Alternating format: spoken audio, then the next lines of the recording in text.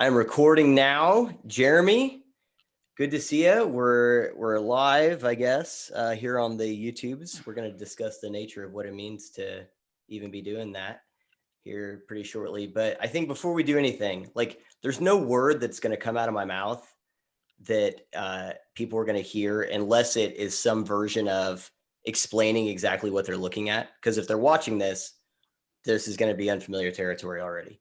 And so, which is a good primer for the conversation itself. But if you could give kind of a quick, maybe introduction to what you do, what this is, because it's not some silly shtick. You have a thing that you're doing here. And so I think to kind of let people know who you are, what you're doing, what you got going on here would be a good way for them to, be able to listen to the rest of the conversation. Although as I'm saying that, I think it'd be hilarious to not address it at all, to just start that way and just never address it. So they're like, what did I just, anyway, but missed opportunity to mess with people there. But if you would, let them know who they're talking to, what they're looking at. So there's great nutrition in mystery, but what people might be gazing at is, I am a big fan of the original incarnation of Jeremy Bentham, who is a 18th century, early 19th century political theorist, philosopher. He more or less, I more or less, it's hard to say in this fourth wall age, could be contributed to one of the founders of utilitarianism, which is, the short of it is, optimizing your well-being, your happiness, good nature, etc., and an effort to find utility in all things. To the point where a meat space version of me exists in Britain, actually in two parts. My body lay semi-dormant at university, and there's actually a camera above my sealed showcase, if you will, that can be viewed on Twitter. Otherwise, my head, which you can see is quite lovely, speaking with you now, is encased in a jar, encased in a box. And from time to time, on vocation or will, the British Museum or someone of that yoke will extract my head from storage and put it on display. This was a, let's say, it's a matter of you practice what you preach. So when in the meat space passing of my body, it was portent that my body continued to have utility. So it was put on display and then there's a long story of how my head became separated from my body. But there's many great tales of it on the internet.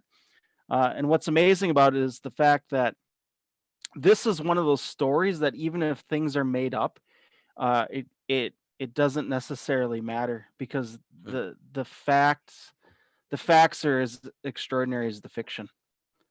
Okay. And alas, I am here now in animated vector form, speaking with you, Truman, today. Yeah. And I am aboard my pirate ship, as all good utilitarians should have a pirate ship in an undisclosed Central Standard Time location. Did Bentham himself, what's the connection between the historical figure and pirate ship?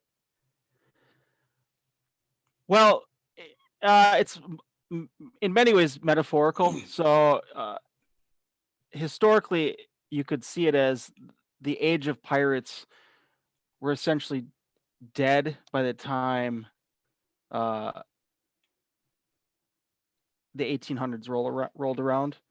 Whether they be snuffed out by the East India Trading Company, pre-industrial revolution, a firm stake of North America by France, America, Britain, etc. I believe Johnny Depp was involved with some of that. Johnny Depp was involved. Yeah, I just don't know to what capacity. Some, it's you're gonna have to talk to the mouse about that. But I digress. So there's just an interesting tie where historical piracy died. I bore forth.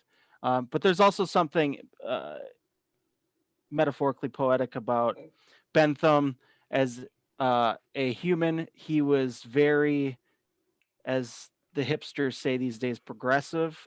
He was very much about equal rights for women, for the homosexual community, which is what called LGBTQ or something of that nature these days. So, I mean, if you were to compress it into an equal rights distributed amongst all sorts of people, he was far ahead of the curve. So I take that as a token of piracy in some regard against the status quo. He was very much interested in types of economic theory that we're now dabbling with in the computer science world with Bitcoin and cryptocurrency. He developed what is known as the panopticon, which was sort of an like a prison that could be seen from all sides because of one. So the idea of putting the guards in the center and having the inmates all around them in a 360 structure, and the guards being opaque. So the guards could switch shifts. They could take a nap. They could not be there. The asymmetry would be is that the prisoners would never know when the eye of Sauron is not watching them. And so there's also, I believe, a very poetic idea about the panopticon, which is very much alive and well in our modern era. And I wonder if, in a way, but instead of like a government structured prison, it's a commercial technocratic structure that is sort of superseded that assumption of polity. And so ironies be abound, if you will. All right. I tend to so as you were talking about the pirates, and there is something a little enchanting, alluring, I don't know, by this idea of, the open seas, right? And kind of forging your own path. I tend to, I think about that as like, there are probably some vehicles that are different, but are very much the same, like a spaceship and a pirate ship and a wagon, like a covered wagon. Sure.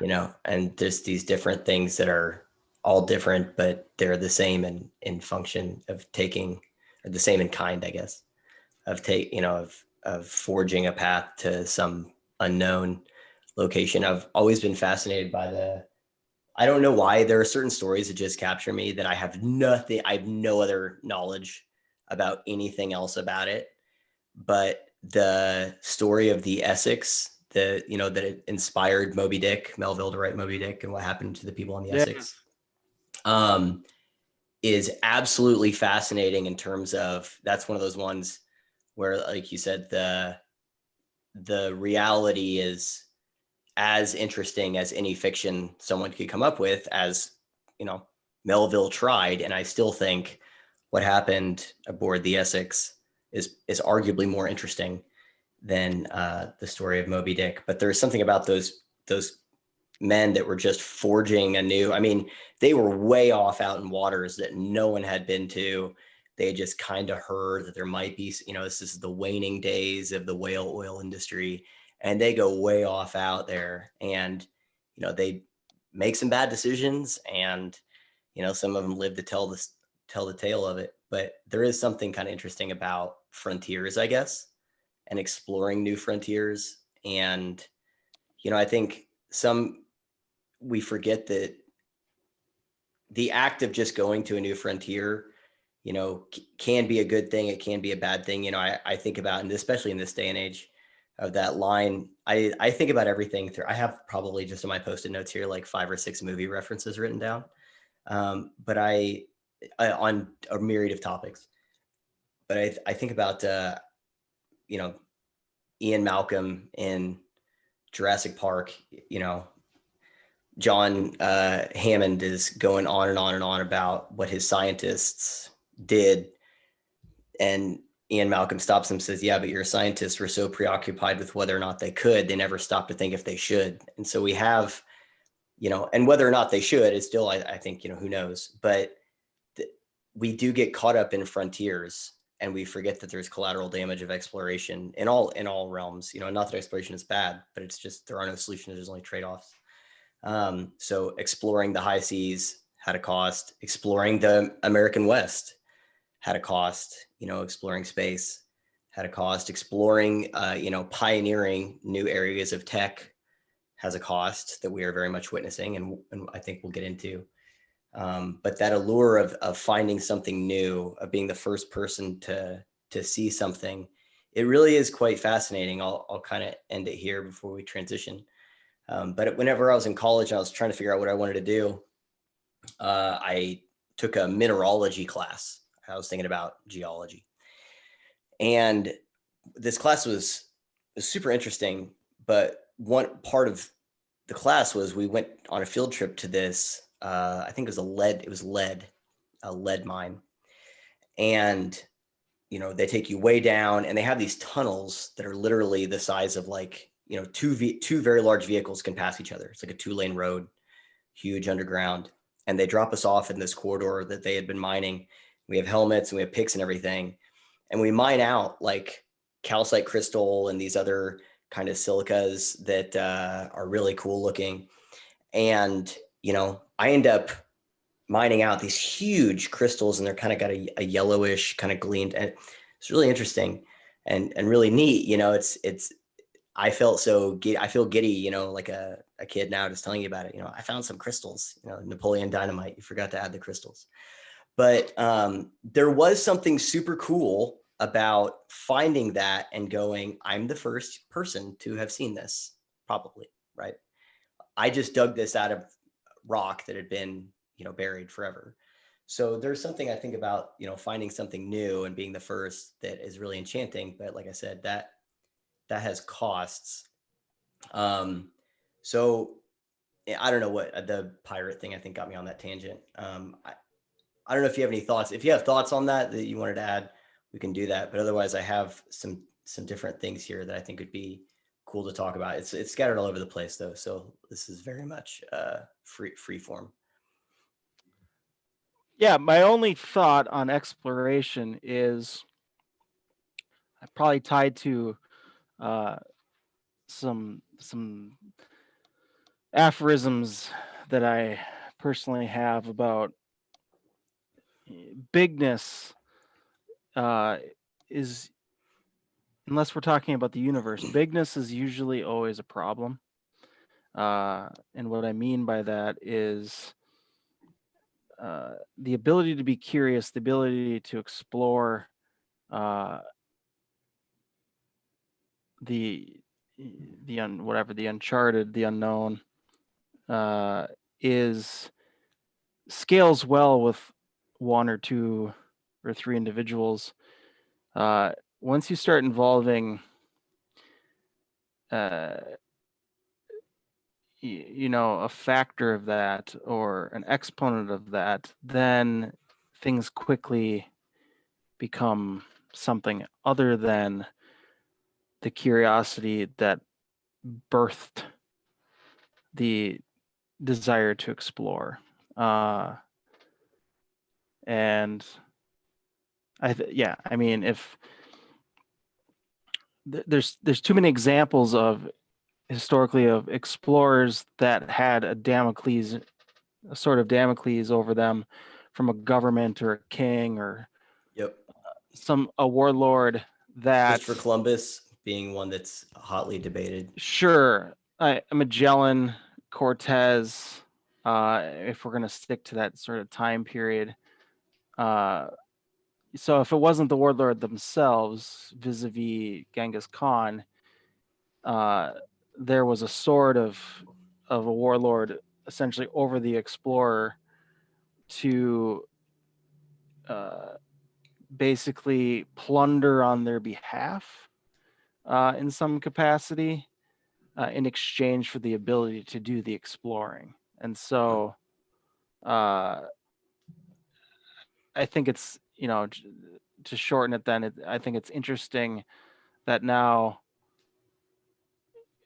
we have no more planes to explore on Earth, seemingly, for one reason or another. So we have to go to the heavens, and that's being led by certainly not a warlord, maybe a meme lord, but hopefully the results are something else. Yeah. We shall see on that one. I have my skepticism about our space exploration and how long people will. I think it's going to end up in the realm of SETI to some degree, in terms of we have a lot of assumptions about viability and things that we think we know. And the more we find out that we don't know, I think it reduces the interest and the investment, and it'll end up in the private. That's with people like Elon Musk, so on. So one of the things, whenever we were exchanging emails back and forth, I was going back over just kind of some of the different stuff just in those emails, and there's a lot. I mean, I told my wife today on the phone, I'm like, oh, you got to see these email exchanges, because you're going to read all of it and go, what on earth? What are you guys even going to talk about? But I think there is a few through lines, and one of them is something I think we're both mutually fascinated with. You correct me if I'm wrong. Is just the current state of reality, and the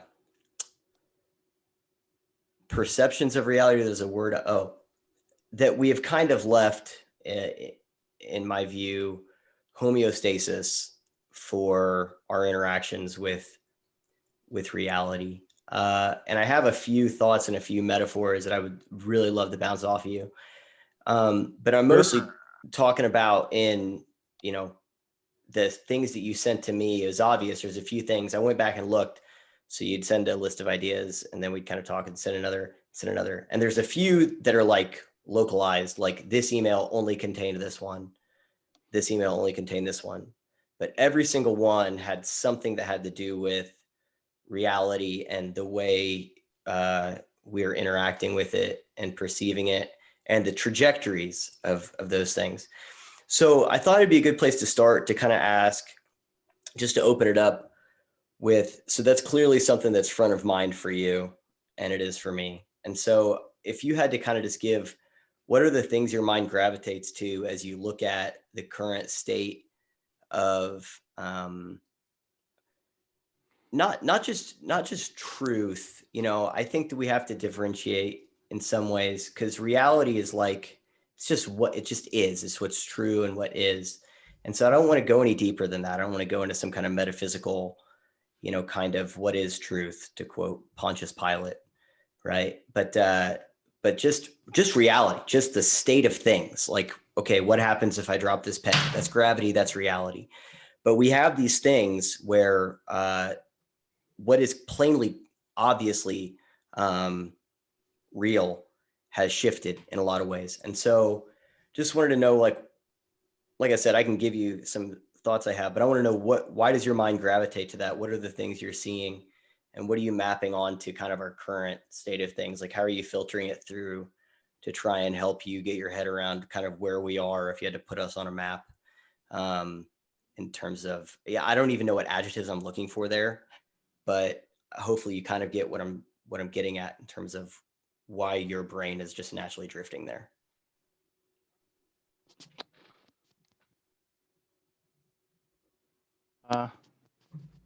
me say that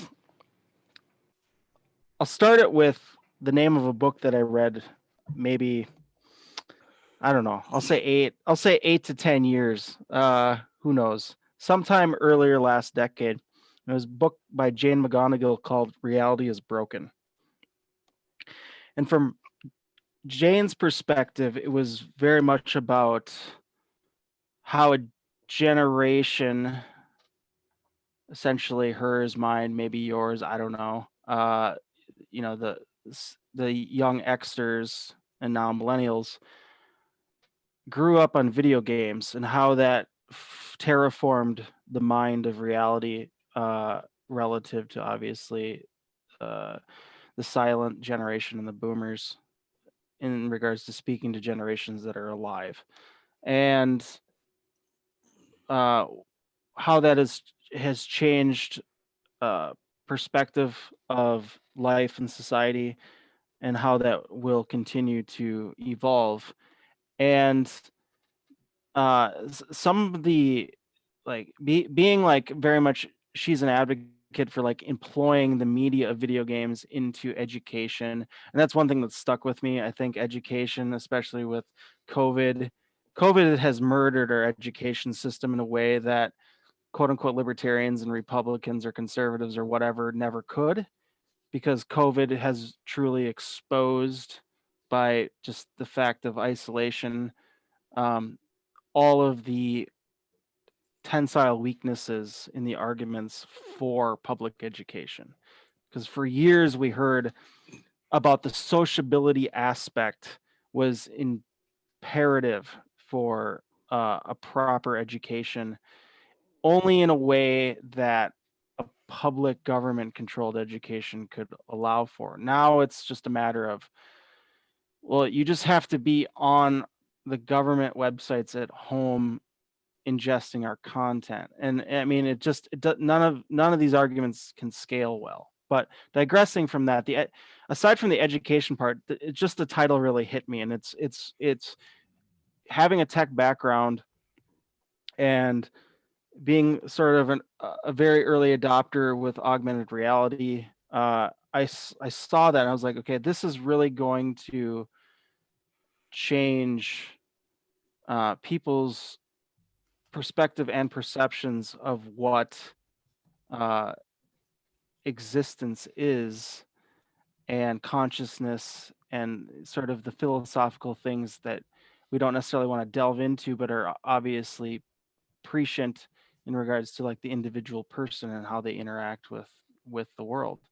And then VR became not just expensive but approachable. I think the first Oculus was like $1,500. Now it's $300. Like in the same regards, cars, televisions, radios, um, and now it's like the hardware and costs have become approachable, right? But relative to the ability for people to digest then the content that runs through that hardware, is clearly the question of our time. And in my mind, I'm already thinking about, this is the last election we're going to have without deepfakes being an imminent threat to how people see reality. So by 2024, we have 4 years of deepfakes and what's called cheap fakes, which are basically like just people at home with their computers simulating a deepfake as a means to just use what they have at their disposal to process pre-existing altered information. And there's many companies that, like commercial and otherwise, organizations that have already figured out AI ways to manipulate human voices. And so and that's where we are today. And in 4 years, we've had the adjective and the verb of photoshopping or photoshopped for 25, 30 years now. Now we're going to have to deal with deep fakes and sound fakes, and it's going to be as accessible as an app that a 12-year-old can download and generate the voice of their friend. Yep. And it's going to require them capturing like 30 seconds of their voice, if that, to build out a complete dialogue and a vocabulary system. And we, from a security standpoint, we're not prepared for any of this, let alone the psychological preparation. And so these are the things that, there's people are very concerned about deepfakes. I'm also concerned about the ability to manipulate PDFs. So at some point, we're going to have to deal with the fact that the internet is going to be full of PDFs of old books, documents, whatever, that are going to be manipulated to the state that, like, you may go to the Vatican archives and you'd be looking at 600-year-old scrolls, and the content is actually not what the content is, and there's no way to verify it. So I remember listening. Or the verification is so, the barrier of entry for verification is not nearly as symmetrical as the ability to generate the fake. It's Brandolini's law. Have you seen me? I've written about this before. I'm talking about Brandolini's. I'm talking about the BS asymmetry principle, that the amount of truth that is required to debunk BS is an order of magnitude. So an adaptation of it is, if you have a sentence, I need a paragraph. If you have a paragraph, I need a page. If you have a page, I need a section. If you have a section, I need a chapter. If you have a chapter, I need a book. If you have a book, I need a whole volume of books, And so it's an asymmetry. There always has been, right? That's that, right. A lie makes its way around the world before truth gets its shoes on. I remember listening. So my wife and I were exploring. There was this area kind of close by where we live that is like this really big, beautiful national forest. And so we were just driving around, like it's just kind of honeycomb of all these like little side roads and places to camp and climb on rocks and stuff. And we were listening to this thing it was a podcast, I think. And man, I want to say this is probably 3 years ago. And they had they talked to two different people, and one of them was a person who was doing the audio fakes, like what you're talking about. And they would just take a clip of what a person, they just needed to have someone saying something, right? So just find any recording of them, snip it, and then it could take that and make not a perfect, but perfect for the all intents and purposes of like the average listener of an audio of someone. And then they had another one of making a video of, so they would just take a video of someone doing something, saying something, and they could manipulate it where they were saying or doing something else. And these were two separate entities, that one that was making the audio, one that was making the video. And they in both cases, they asked the people who were developing the technology, this is the could versus should, or, can I do this versus should I do this kind of thing. And they asked people, do you see any harm here? Like, do you see why people would be worried about you doing this? Like, are you worried about the implications of your own technology? And what was astounding is that in both cases, the people they talked to said no, this is, we're making it for this, as if every piece of technology that had X intention behind it by its creator was only ever used for X, right? I mean, that's just such an insane proposition from the get-go, that no one who's using that paradigm should actually be in charge of anything. But, I made this for this, therefore it will only be used for this. So like, that's like Henry Ford, like, well, I made the car for this, so, no one could ever use it to drive into a crowd of people. By the way, I'm still glad he invented the car. I'm just saying that that's just how things work. But the fact that they were blind to that was really fascinating to me, and disturbing as well. And one thing you put in your email, and what you just mentioned there, was the problem. I think what you put, I wrote it down here, was that, what will our election process look like in the era of deep fakes and these kinds of things?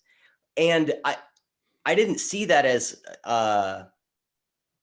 like, it's the same. First off, the deep fake stuff is not I don't think it's a new problem. I think it is, okay, but it's also not necessarily a new problem because it's just the next iteration of our current problem, right? Our current problem is that people are operating within entirely different realities, in entirely different truth silos with their own epistemologies and their own experts and their own, truth claims and lenses and heuristics to use to understand the world around them.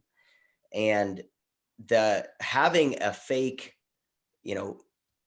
video or fake, audio is just the next iteration of that. What's fascinating is that there's a part of me that says, I understand that matters, by the way. So don't hear me saying, I'm not dismissing this, this is a little tongue in cheek, but there's a part of me that says that actually won't really matter. And what I mean is that we already live in a time where people accept outlandish claims with no evidence, where people are, siloing off and they've learned how to code in something that's from their side or their team, and so they accept those things without any evidence. They don't need a video.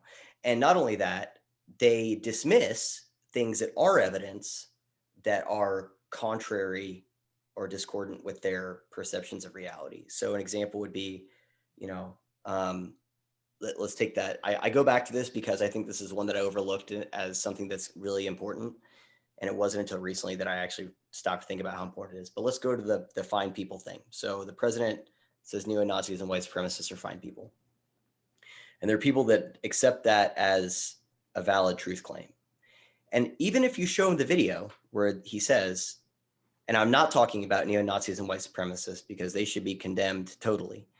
Who I am talking about is this. It doesn't matter. It doesn't matter.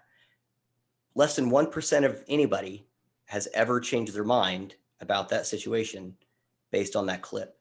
So I'm being a bit tongue in cheek whenever I say it doesn't matter, but there's a part of me that says in some ways it doesn't matter because people are we're already in this situation. You know what I'm saying? Like, it's not like we have this place where we all agree to what's true. And then now we're going to have, this monkey wrench thrown in. We're already in a situation that required way less than that to silo us off into our own perceptions of reality.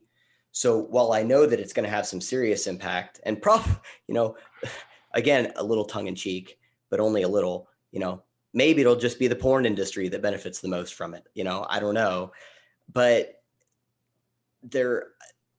I don't know how to measure the impact in terms of where we are now outside of just saying we're already trending in a direction, and trajectories was one of the things I wanted to talk about.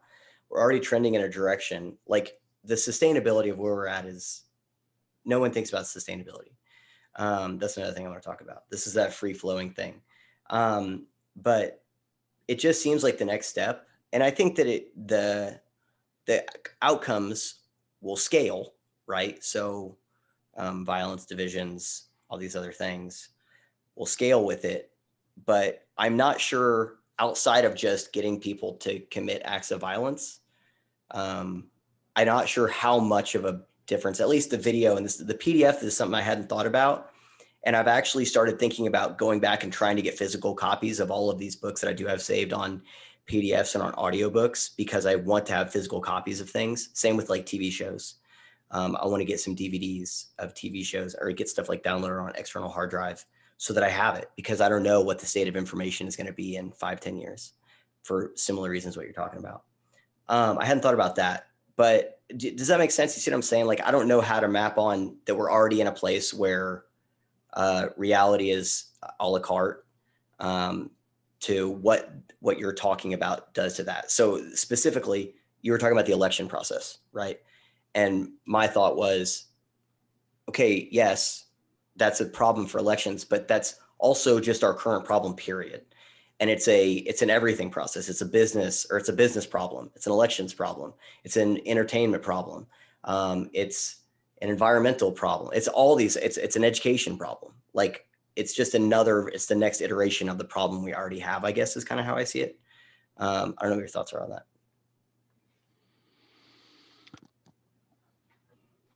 that. There's there's a spirit to what you said where I've heard people over the years use the meme showing people in the 30s staring at newspapers and people nowadays staring at phones and being like, there's no difference.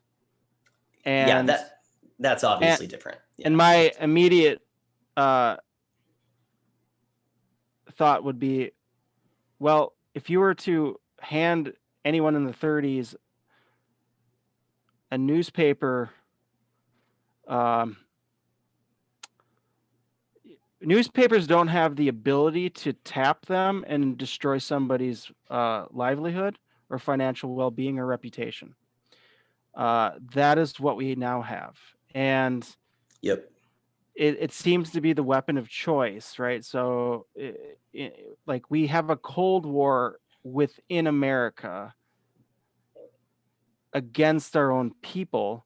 Yep. Whether there's outside influence or not, it doesn't necessarily matter outside of the historical understanding that information warfare is not a new thing, but with the technology we currently have, it has never been seen before, and we don't know where it could go, but we know with technologies on the horizon. I sort of look at it like over the last 15 years, like you said, people just believe what they want to believe, regardless of what's put in front of them.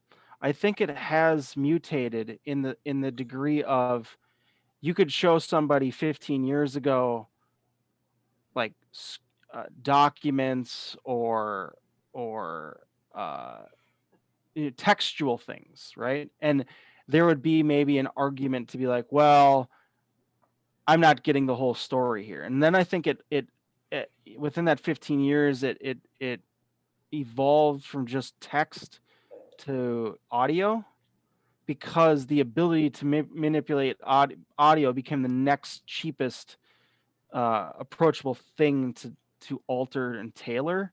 And I think with the deep fakes aspect, it's just it's signaling to that sort of final arbiter of, well, we have on video this guy being shot at point blank range by dude, and we're already on the precipice of looking at videos online and people not believing what they're seeing. That's not even a matter of what they don't believe what they see. It's they interpret it in a way that is entirely different than the person they're saying they're standing in next to, because the warfare has become so sophisticated and efficient of convincing people that all language is emotional and it's personal. Yep. And people have adopted vocabularies and tether them to their identity. So anytime they hear particular language, it's an immediate affront on their identity and like their person. And I think with deepfakes, it's going to become that nail in the coffin, if you will, in terms of like digital media, because Yep. we've finally gotten to the point where it's cheap, it's accessible. The 12-year-old and the 82-year-old can now tinker with it. And we're only, so no digital media is going to be of a provable standard. It's going to be like you're literally going to have to be standing with the person you're arguing with and experiencing the event simultaneously in order to come to somewhat of a proximity of a similar conclusion. So it actually is going to, the irony there is it'll make the argument of lived experience potentially give it the credibility. Yeah, give it the credibility that it tries to have right now. I'm thinking of, so as you were saying that, I do think there is something to be said about how, so we're having an argument, and I always call it link swapping. Like people end up getting into these arguments where they're talking past each other, and then they're just sharing dropping links. Here's my Huffington Post link. Okay, here's my Breitbart link. And it's like, okay, do you think I'm going to take that seriously? Okay, do you think I'm going to take that seriously? But let's say you are in it, like it's always just the stupidest progression of things, but it happens all the time. But what was I going with that? Oh yeah. So, but let's say you are having that conversation and you say, no, look here, I have it right here.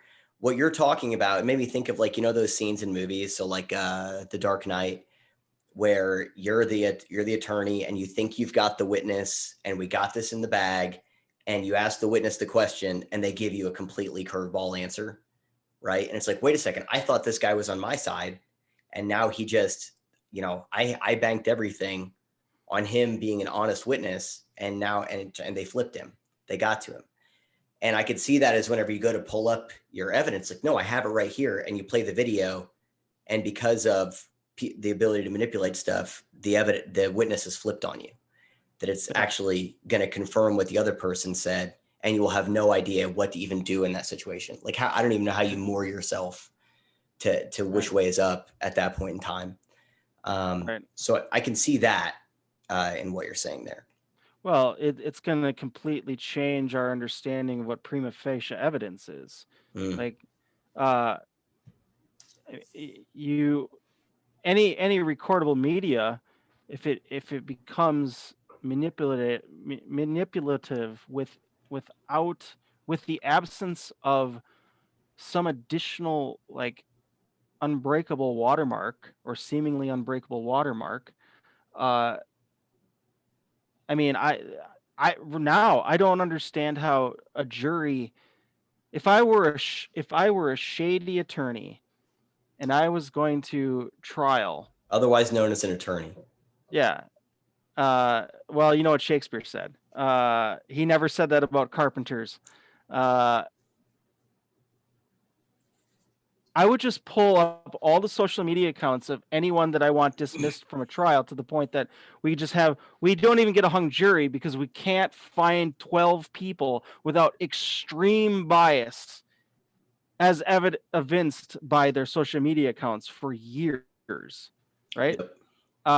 And that's actually a fairly low fidelity, method, because then you couple it with, the ability to create fake paper trails at ease. So all you're going to have to, again, you're going to rely on what, DNA evidence, and then CRISPR comes along and says, oh, well, we can replicate that. So if, we're approaching a singularity of anything is potentially copyable, right? You can confirm anything even if it's not true.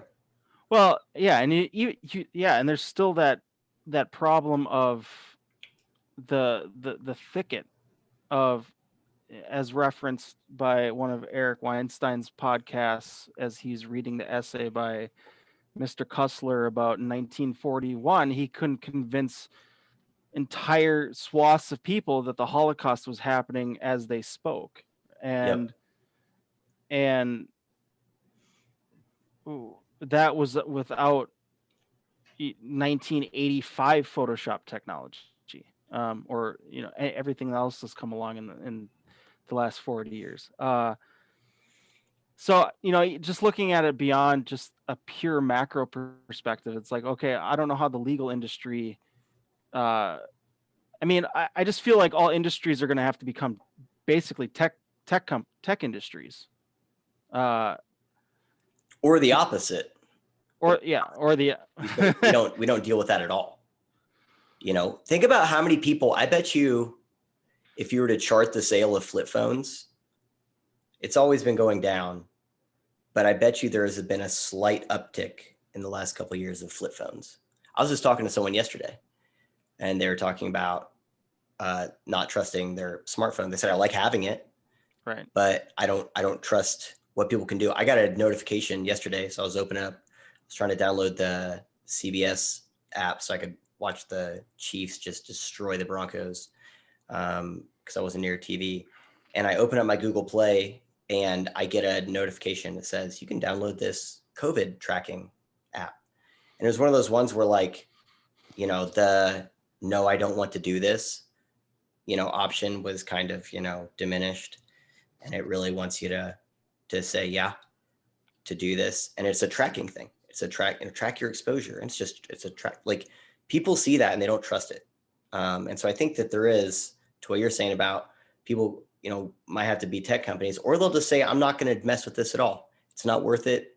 We're going to go back to, paper and pen. What is it that Nassim Taleb writes about? Whenever you are trying to predict the future, you actually want to look at the oldest things, so all these, sci-fi movies that are predicting what's going to be in the future, they have all these random technologies that haven't even been invented.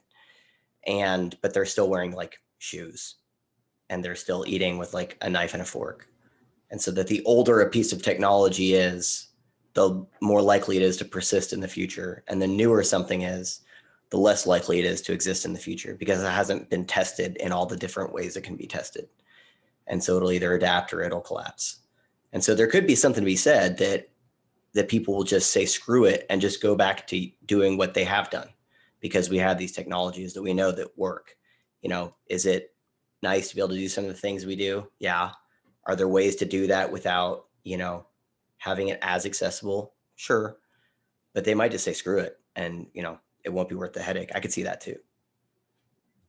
If it's if it's a small business or something.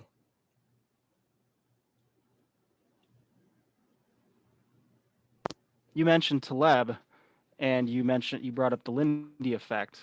He Lindy uses effect, that's what it's called. yeah, he uses it a lot in regards to books and works of art, where outside of his own work, he's like he posits the idea of like, why even pay attention to anything if it's like under 30 years old, because Yep. Lindy,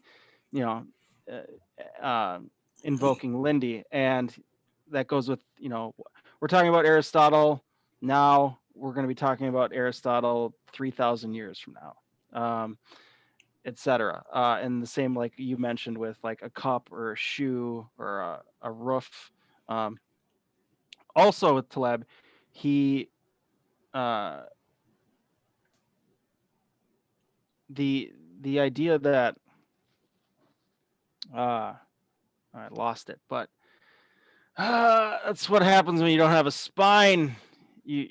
All the circuitry isn't going where it needs to go. But as far as predictions,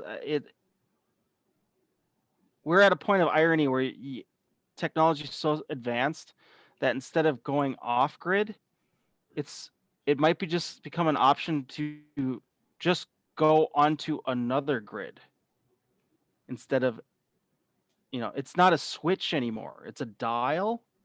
And he talks about localism and fractal local, right? And so the idea that he's fed up with the political spectrum. He's like, look, I'm a communist with my family and a libertarian when it comes to the federalism, and then everything in between. And there's gradient, there's a gradient there. And I think that's a theme of our time, is that we're stuck in just so many binaries. People use the term zero sum all the time, but I think it's indicative of, something is bad or it's good, it's evil or it's it's malevolent or it's divine, and there's just no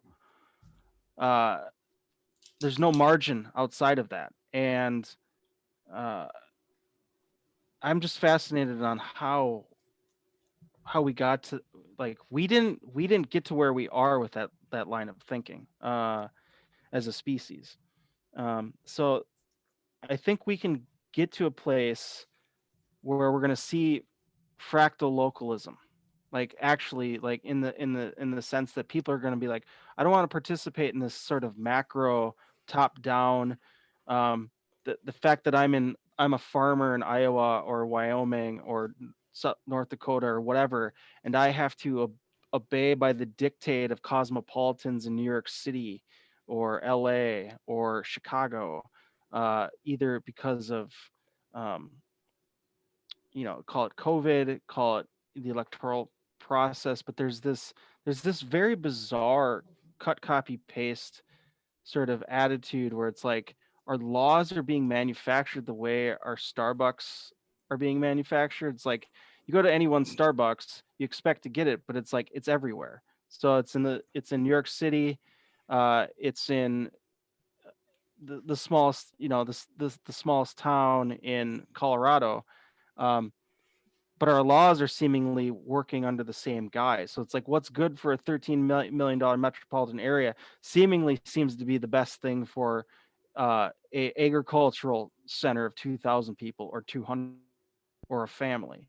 Uh, and I think we're going to have what we see in website design and mobile app design as an environment break, where it's the data the the data doesn't subscribe to the environment that it's being put in, and so Hmm. it's just there's a breakdown. So that can be a matter of like uh, dysfunction in the database. It can be dysfunction in the code. It can be dysfunction on the server side. Uh, Whatever it is, but I I, I don't see if I don't see the sustainability of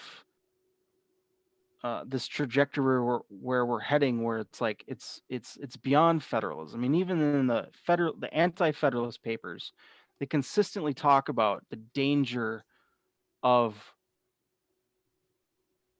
uh, unsustainability in terms of growth, population, Yep. land expansion. Like this is obviously before Lewis and Clark, uh, or on the cusp of it.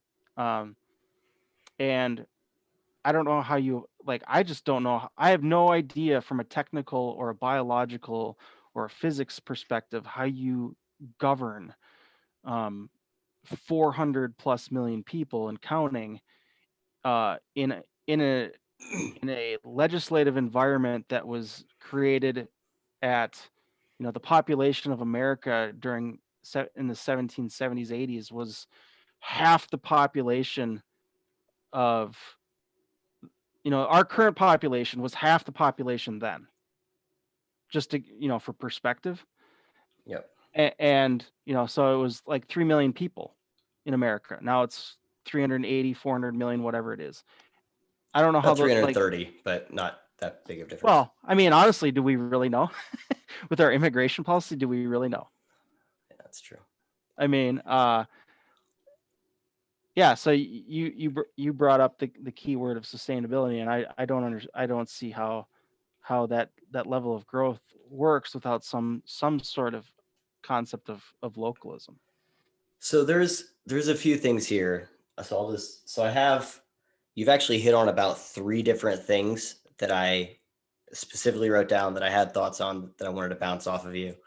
But I'll let you, kind of choose your own adventure here. Do you want to stay in the realm of geography and localism? We would just kind of drifted from where we were at talking about reality perceptions. And so there's that one. So I have some thoughts there, some thoughts about just geography and localism and some of the stuff that got us to where we are. And then you also kind of hit on like web design and tech stuff. And I had some thoughts on mapping malware onto some of this stuff as well. So I'll let you kind of choose your own adventure here because all of it's good. And I want to talk about all of it.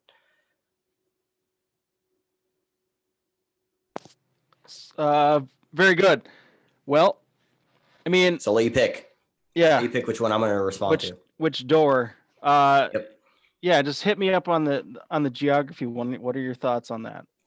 Okay. So on geography, so there's two. One, I've been working on this idea and this essay. I have so many iterations of it, and then when I finally actually publish something, I'm not super happy with it. But I'm kind of working towards building a thesis. But I started this last spring or this past spring that I've called "In Defense of Riots," and I'm building the argument that there is a type of riot that is absolutely necessary right now, a type of riot. And a riot in a lot of ways is just a rejection of what you're being presented.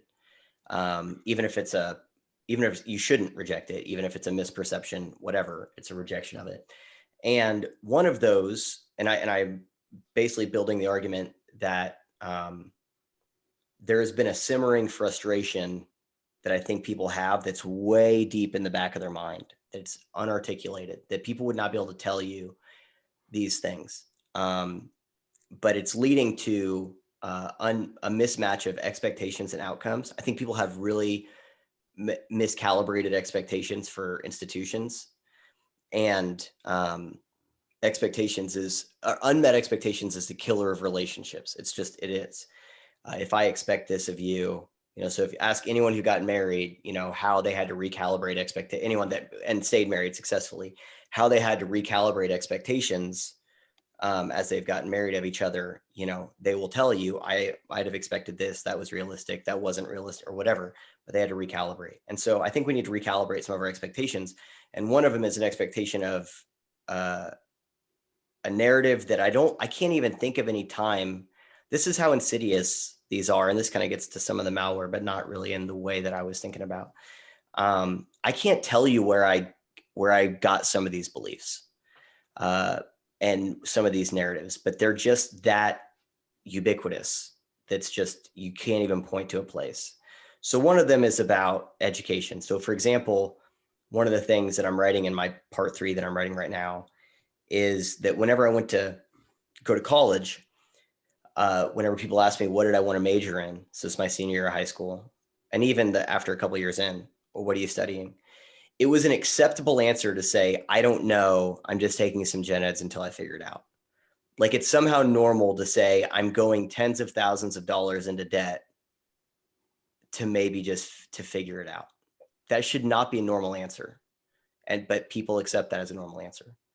But because there's some belief that college is a college degree, any degree, is a ticket to the middle class or something along those lines. But I think another one of those unmet or mismatch of expectations we have is this idea that the federal government is the locus of all power to do the most meaningful things in our life. So I think that we've seen this. COVID has done a lot of things. I heard someone say that COVID was really a fast forward button for a lot of things. And I think that's true. I think COVID just hit fast forward on a ton of things and sped up processes that were already in motion. And I think one of those was revealing the disconnect that people have in their understanding of which governments are the most important in their lives. And this disconnect still exists. So I am going to give you, I don't know if it's pushback, but I'm going to tell you some issues I see with some assumptions I had about localism and how that's not mapping onto our current situation, which could bring us back to the reality perceptions. I don't know. But you see that if a state has one type of state government, then they're covered really positively by legacy media, and they're perceived to have handled it really well. So I think the best example is someone like Andrew Cuomo in New York and Ron DeSantis in Florida. And so you have Ron DeSantis in Florida. Florida has done pretty well, but Ron DeSantis has lower approval rating numbers than Andrew Cuomo does. And so it's this weird thing where the people in New York, Andrew Cuomo has huge approval rating numbers, and I think his policies are responsible for a lot of deaths, specifically when it comes to nursing homes. But my point is that the people in New York don't look at the bad things that happen in their state and look at Andrew Cuomo or Bill de Blasio. Some do, but they look at Donald Trump and say it's him. And look at the way, since we are in an election year, there's all this talk about national policies and national this and national that. And people are just completely forgetting or glossing over the fact that the policies that affect them most have been the city policies. Whenever I hear someone in Los Angeles talk about what it's like for them to experience COVID stuff, it doesn't anywhere map onto my present reality in the city I live in at all. And so like even stuff with like masks, where they would talk about like how there's like, it took a while for anything even remotely resembling that to show up in my day-to-day circumstances. And even then it was basically non-existent. So I'm not talking about the presence of masks, but like controversy of, the virtue signaling of masks. And so my point is that there is this weird disconnect to kind of what you're saying about how it's not sustainable. This deep, somewhat, I don't know where it gets buried in our head. I just don't know where it comes from. Idea that the federal government is the end all be all, and people, even though it's their, the cities have what has been going. Why was the administration on the phone with mayors? Because the mayors are the ones making the decisions on the local level. But people aren't thinking about that. They circumvent all of that in how they think about it in front of mind, like they're, not the processes running underneath the surface, but the front facing programs. What they're looking at is it's the president, it's the federal government, and they're circumventing that. So there's that. So okay.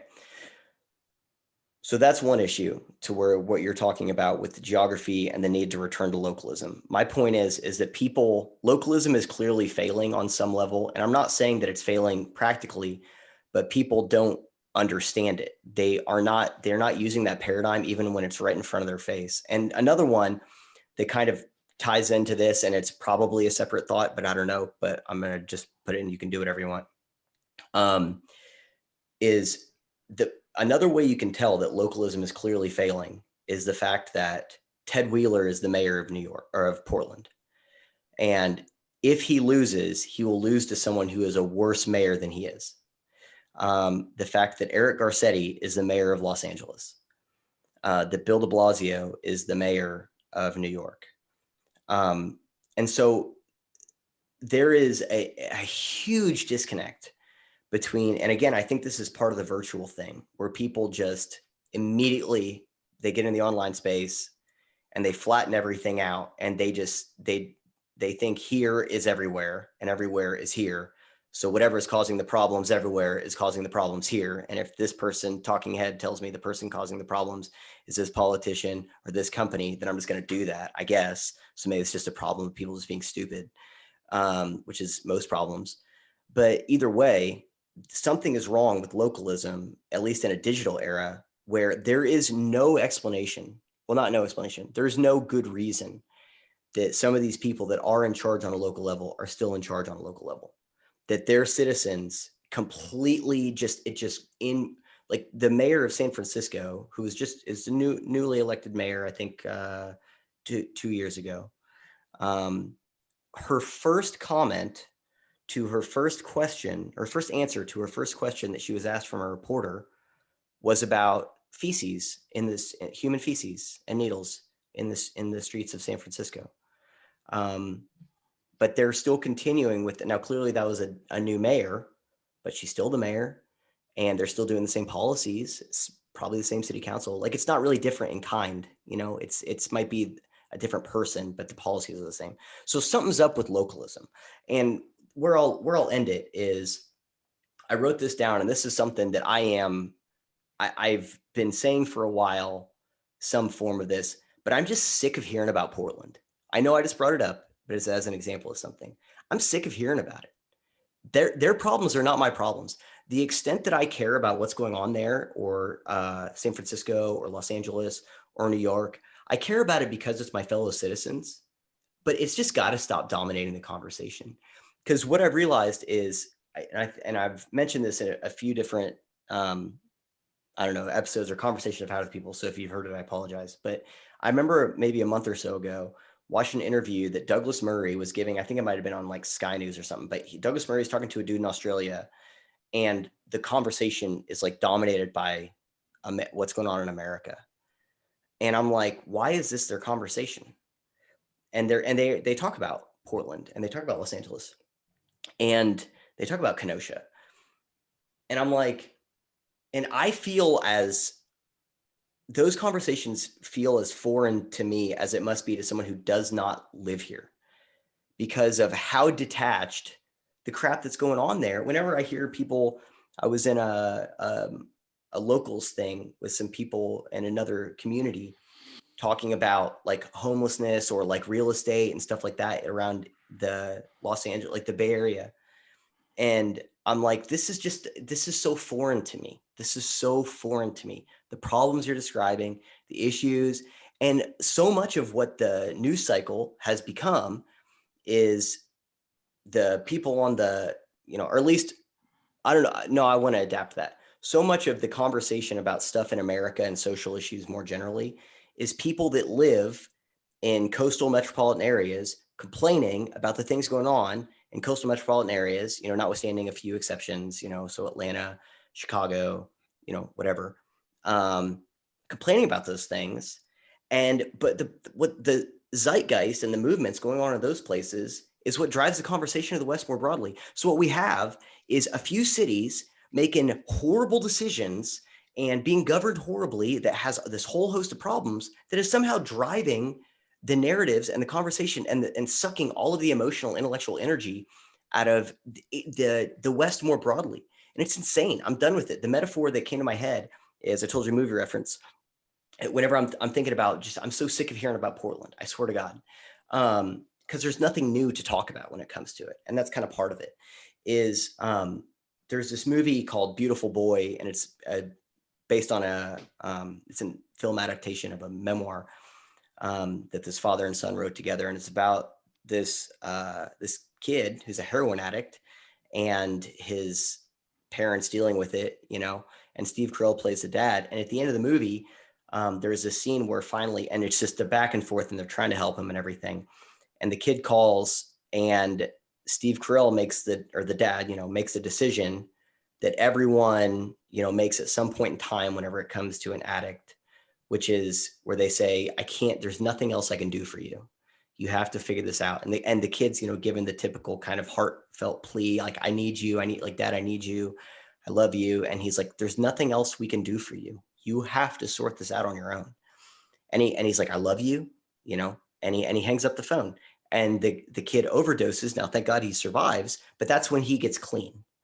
And there's this part of me that's like, these cities, I get it. I get people like Pete Boghossian and Brett and Heather, and Dave in LA or whatever. They are fighting to try and change those places. Okay. So I get it. All right. But at some point, I just cannot hear about it anymore. I can't. It is sucking the energy out of the room.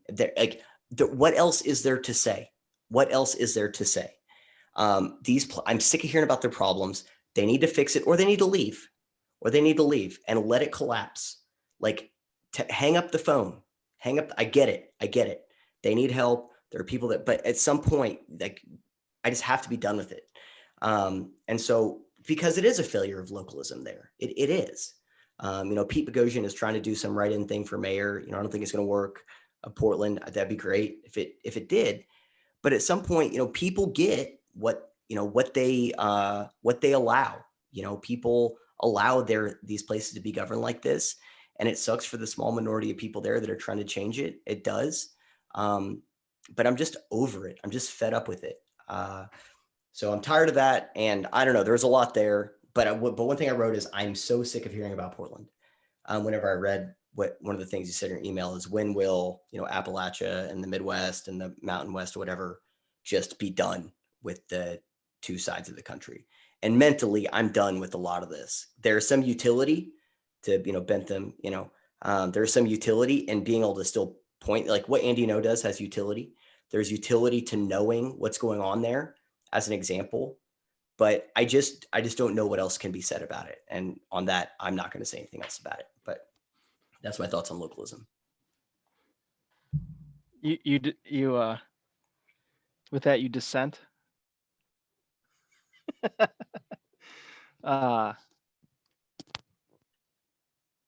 I'm saying something's wrong, and I think it's a digital thing. So that goes back to the reality. I think that people are I bet you if the people in these places went without internet for a year, they would change.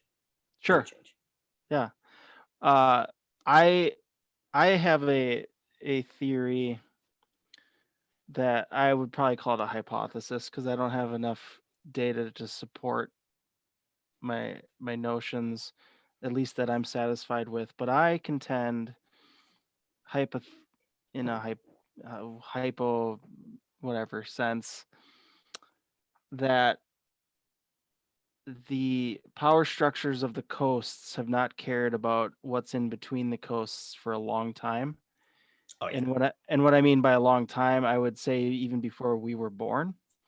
It's simply, I would I could actually just take what you said about you're disgusted about these cities and sort of mold it in the context of, well, I mean, anyone that has a favorite sports team that's not in New York or LA has essentially been suffering this through Sports Center, for decades. Like, um, the fact that your team is not a coastal team, just by virtue of geography, is going to get at least an order of magnitude less coverage than the crappiest team in New York or Florida or Washington State or DC. Um, and that sort of goes with uh, just at least the non-coastal American attitude that they're you're entering territories where people's noses are permanently in the air. And at least in the It's that smug Midwest, episode of well, South Park. yeah, well, at least in the Midwest, we're, there's the cultural problem of the inability to emotionally communicate. Uh, and I actually think that is that's a vein, at least where I live, that has been completely overseen by national media in regards to the George Floyd thing and the riots. Um, just from the purview of, like, you're dealing with a culture in this area that is suppressed and condones emotional suppression. Like, they wear it like a badge of honor. And so is potentially possible that the powder keg that went off this previous summer is literally because an entire culture does not how to deal with its emotional problems. uh Potentially, or they didn't know what they were pissed at. Like, that's the thing that I point to about these simmering frustrations and these unmet expectations, is that if you have a vague sense that something's not right and something's not the way it sure. should be, and someone offers you some explanation, even if it's the worst explanation, you might take it and you might go, yeah, I will, because you have some anger. And if someone Right. gives you something to point it at, if you have no alternatives, then why not? Yeah. I contend uh it's simply a matter of, you can even bring it back to the electoral aspect of voting. uh you eliminate that, and there's really no reason for anyone outside of Florida, New York, or California to vote ever again. Yeah. Mhm. And again, that goes back to my thing of now, farmers, in Nebraska, uh, have to be controlled by you know college students on their phones at Columbia University, Yeah. uh, It's insane. by dictate. And this is where I go back to the localism thing. Not necessarily that I think, like you surmise that it's failed in a lot of regards.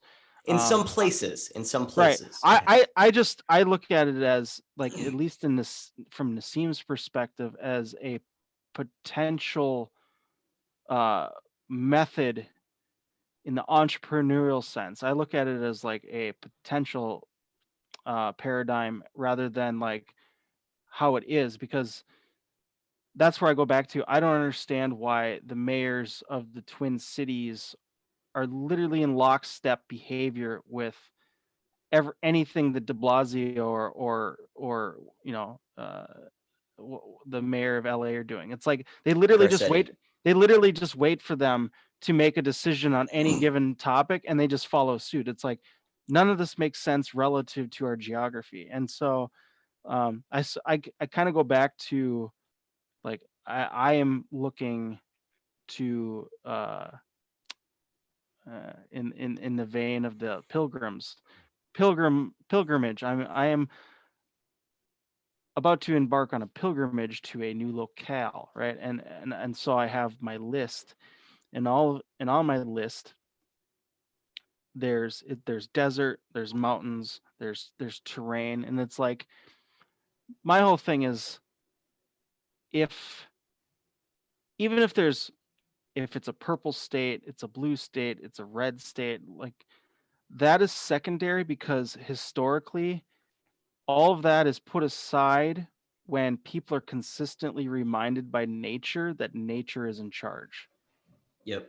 And so by virtue of that acknowledgement, people know that in the back of their minds they have to work together as a community. It's like, look, we can fight in the bar, or in the public square, but it's like, we're surrounded by desert, we're surrounded by mountains, we're surrounded by fields, like uh this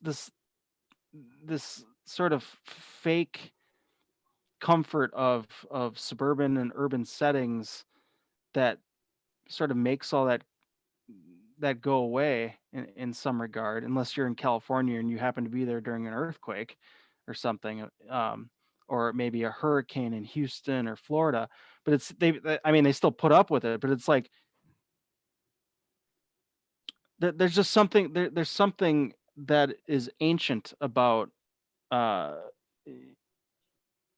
being you're just more in tune with reality, um, or nature, or whatever you want to call it. And I think in some regards, especially now with modern technology, it's shown that, you know, for one reason or another, the idea of the city is, I don't know if it's failed, but maybe it's become an obsolete technology. That I can get behind.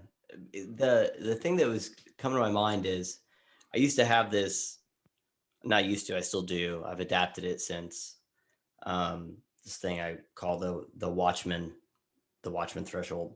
And it was basically that people can reach a certain point of separation, that the only thing that'll bring them together is a massively destabilizing event or a massive display of force.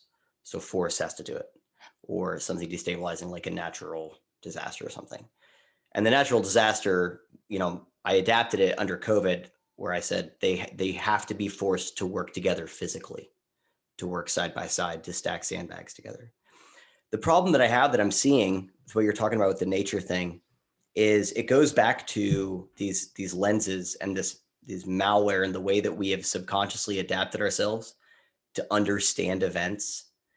Whenever something happens, we get this out. We get this out to try, and it's our filter for events that happen. So how are the wildfires in California being discussed? Is it drawing all of them together? Is it humbling them before nature? No, it's immediately political. It's climate change, or if not, forest management or something like that. Same with hurricanes. I mean, we can go all the way back to Katrina for this one. It's not, is this what happens when we continually rebuild a city that's below sea level? Maybe we should not keep rebuilding the city that's below sea level, or work on these seawalls or whatever. It's George Bush doesn't care about Black people.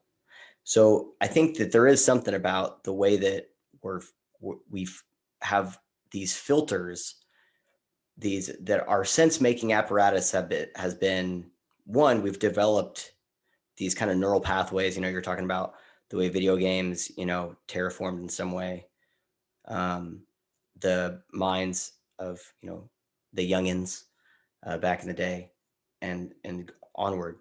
But there is a way in which we've developed these neural pathways that are just subconscious. We have these subconscious lens of understanding things and thinking about things. And so I think that even applies to the natural stuff. Obviously, there's exceptions. Again, I think if you're forced to work together and you don't have the time to filter it through, what does Twitter say about it? Then yeah, I think there's room for some headway. I remember when the lockdowns and stuff were first starting, at one point I had a similar thought to what you're talking about, is because I would hear Ben Shapiro talk about Andrew Cuomo's or not, or Bill de Blasio or Eric or whatever about stuff. And I finally had, and I was looking around at my current reality at the time, and I'm like, none of this pertains to me. None of this pertains to me. I only had a few instances, even in, peak crazy town, when things felt surreal and it felt like things weren't, that things were different. And then I would hear, someone in Los Angeles pontificate about what someone in New York was doing and whatever.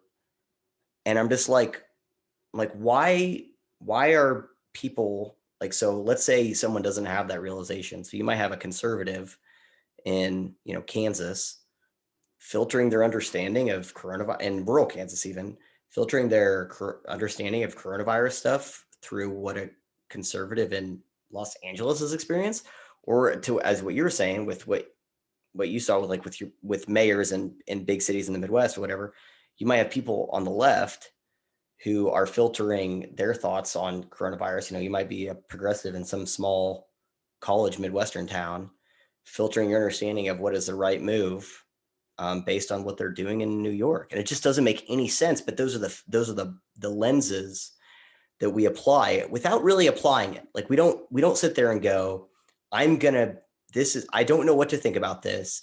This thing will tell me what to think about it, and I'm going to try and map their perceptions onto my reality.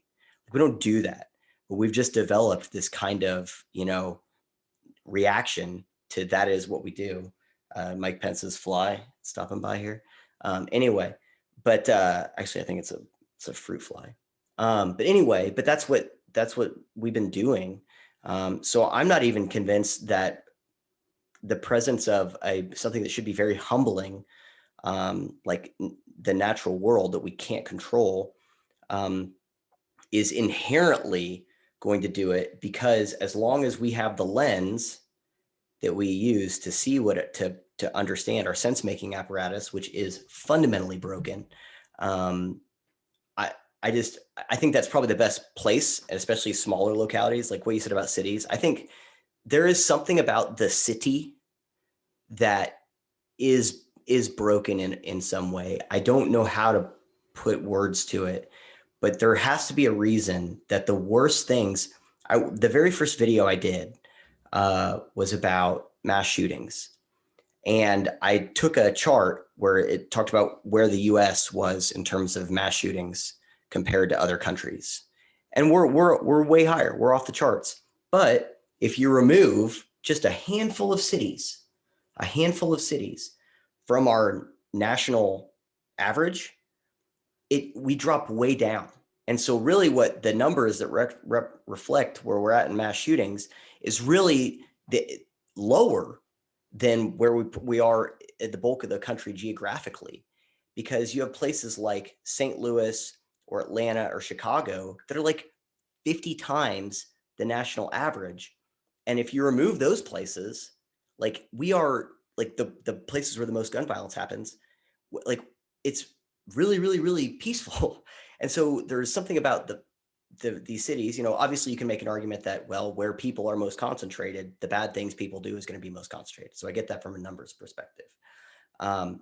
But some cities have way higher levels of gun crime or poverty, homelessness, drug addiction, overdoses, violent crime, rape, like whatever, than other cities. So there is something broken about our cities. I don't know what it is, but I'm just talking about from an outcomes perspective, like that it is plainly true. And it's broken also because of what I was saying, that these places where these awful things are happening, my dad has this thing he would always say when we were growing up, which is, if you always do what you've always done, you'll always get what you've always got. And these people in these cities have not figured that out, or, they're not, I used to say, some people can be told and that's enough. Some people can see it and that'll convince them, and the rest just have to piss on the electric fence themselves. Well, the people in these cities have been pissing on the electric fence full stream for decades, and they're not showing any signs of letting up. So something is messed up there. I don't know what it is, but yeah, I think that what you said there is correct. That it could be in some ways a dead technology, or at least some places are operating with a defunct operating system because we're getting these insane outcomes. Yeah, and I think in some ways, I think this is where federalism has failed, because the original hope for federalism was, well, every state that comes into the union is its own lab, and it can experiment and tweak and do whatever. And we're getting more and more to a monoculture that uh, the experiments between states are becoming less uh, diverse and more risk averse. Um, and that sort of goes back to my thing of like, why are legislatures and mayors and governors in states of 3-4 million replicating the decisions of states, not even states, but like metropolitan areas, in order of magnitude, or larger than they are, and with almost breathless uh, compliance. And it's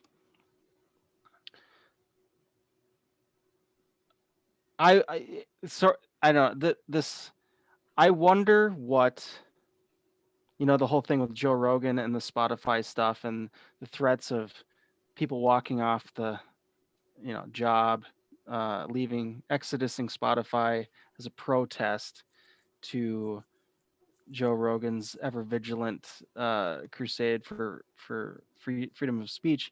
You don't hear about that shit in the Midwest, where it's like a swath of like a meat packing plant. It's like, what, if Joe Rogan doesn't puts Alex Jones on again, we're leaving. We're walking off. We're walking off the factory. Or you don't hear anything of that nature at a milk production plant, a major meat packing plant. None of that. It's so I find it fascinating that there's also this disconnect between how the world is by some people and how the world should be by others. And just from the perspective of like that difference of, hey, our state is built on feeding the country, not entertaining you, not running Wall Street, not cush ocean view marinas in the Gulf of Mexico. We're feeding your asses. And you thank God or Zeus or Buddha or Lord Ganesha or whomever that these sorts of frivolous exaltations of protest don't happen in your food supply chains. Yep. Well, this is a good segue back to this problems of reality, right? So what I see, I was doing a little bit of a Petersonian thing while talking to someone the other day. And the thing I said that I said it out loud, and I'm like, hey, actually, I kind of like that. That's an interesting thing I do want to tease out more. That was just off the top of my head. So you can have different perceptions of reality, even radically different perceptions of reality. And we can coexist depending on the nature of the job we're doing, right?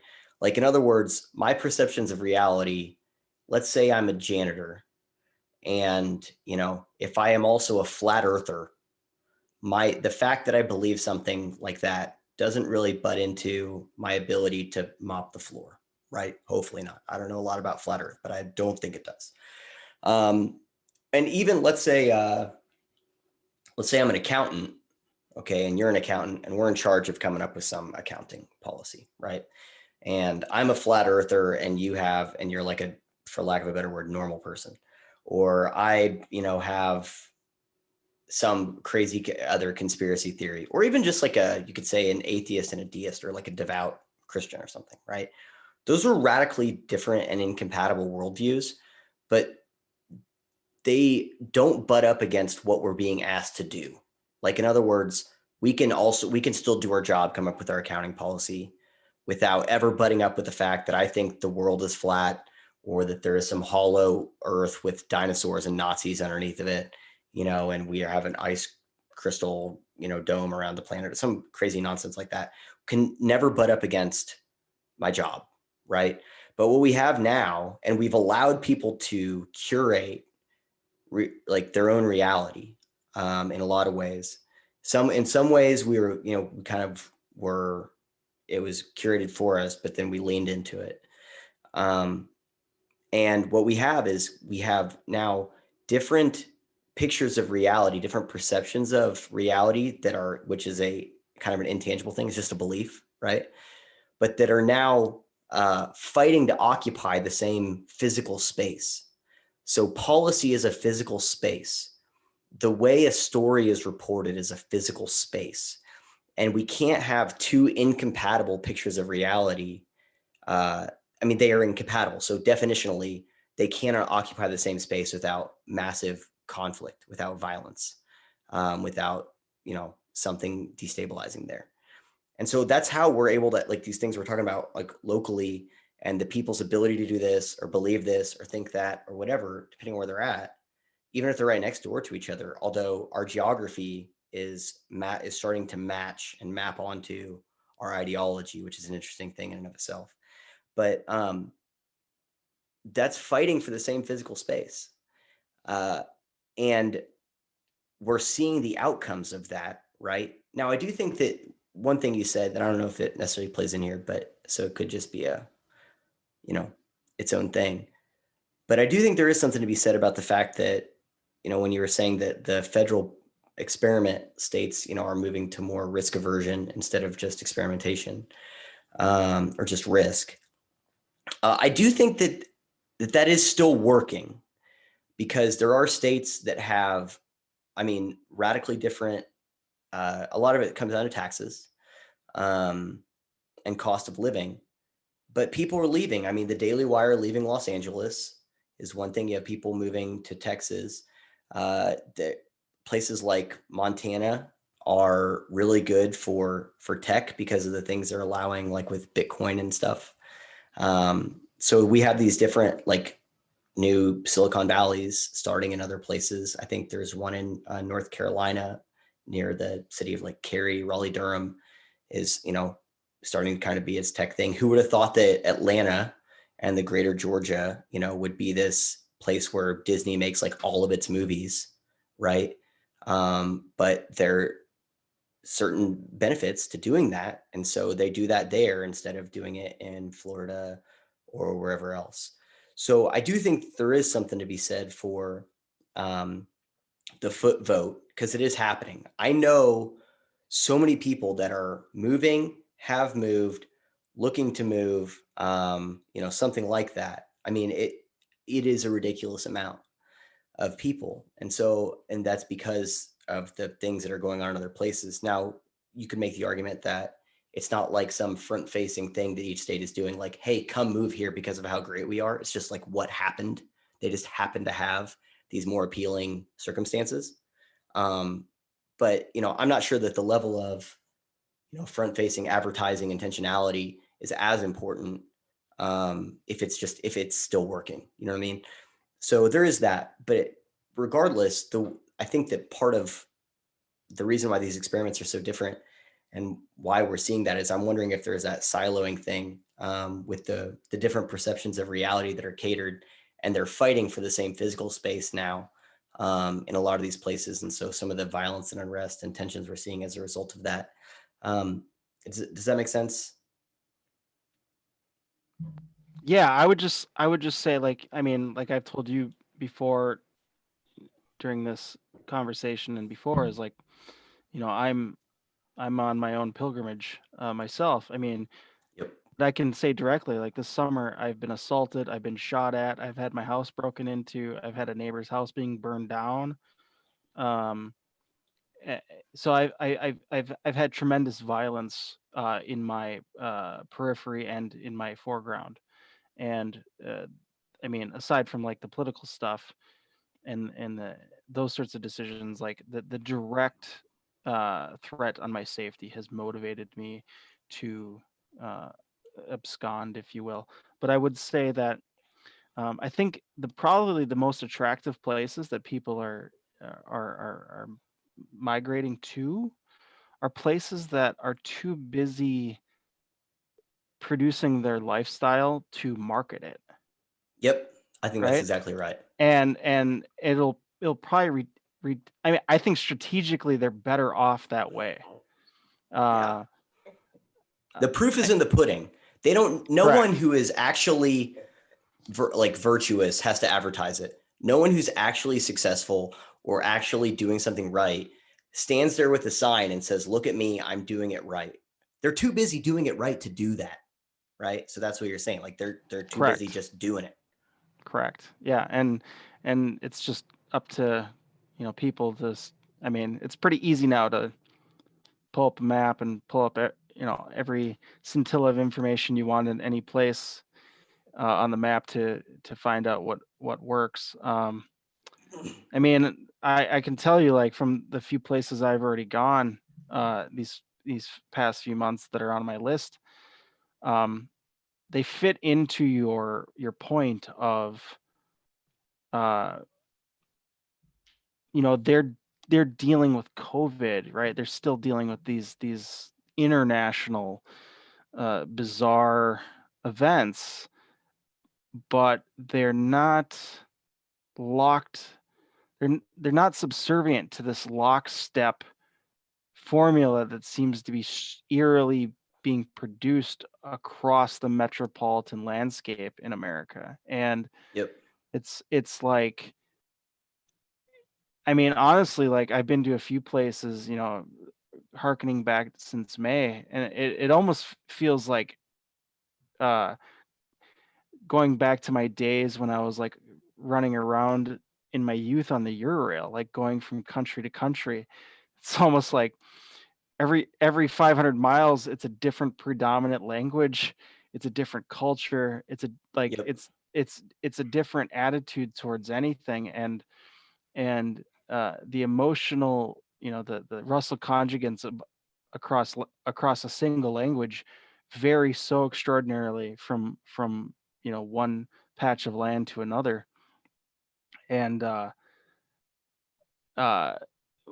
juxtaposed to if I'm just like moving from one urban area to I can go to arguably not 80% of the urban areas in America, and it's the same. People are talking about the same things. Yep. I can, you can predict what anyone's going to say about any given subject with a majority probability. And I just, that phenomenon alone is very strange to me. I just sort of think of like the 5 minutes hate, or the hate week in 84, specifically in the sense where it's like you said, people wake up, they look at their phone, and it's almost like you're getting your barking orders for the day. It's like, Totally.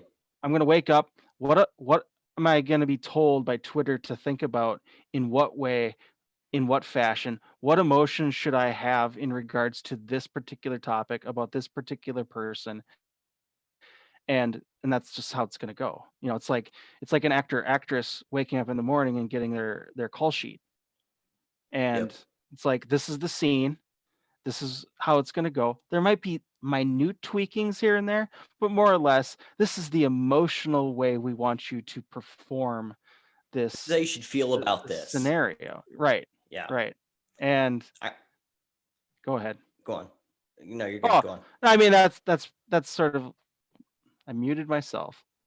That's a good closing in regards to that idea thread. I Well, that's really the thing I'm sort of most unnerved by, where of this sort of like just scripted reality we're currently in, whether in real life or through a screen. so the thing I remember, there's that everyone has like kind of anecdotes that they map onto certain phenomenon, right? And for me, what you're describing, where people are looking to sources and where things are just clearly of a tribal nature, not of a fact-based nature. I remember it crystal clear the first time I saw "abolish the police" trending. And the first time I saw a few articles about that, I had names that came to my mind that I'm like, I already know that these people will actively be trying to defend this proposition. Like, they will not think about it critically. They will go, here's the way, it's the Mott and Bailey thing. Here's the ways in which this could work, or here's the ways in which this is a good idea. And we'll try to bend and squint and twist to make without, like, because they knew that it was an idea generated from their side or whatever. And sure enough, it happened. And I was like, there it is.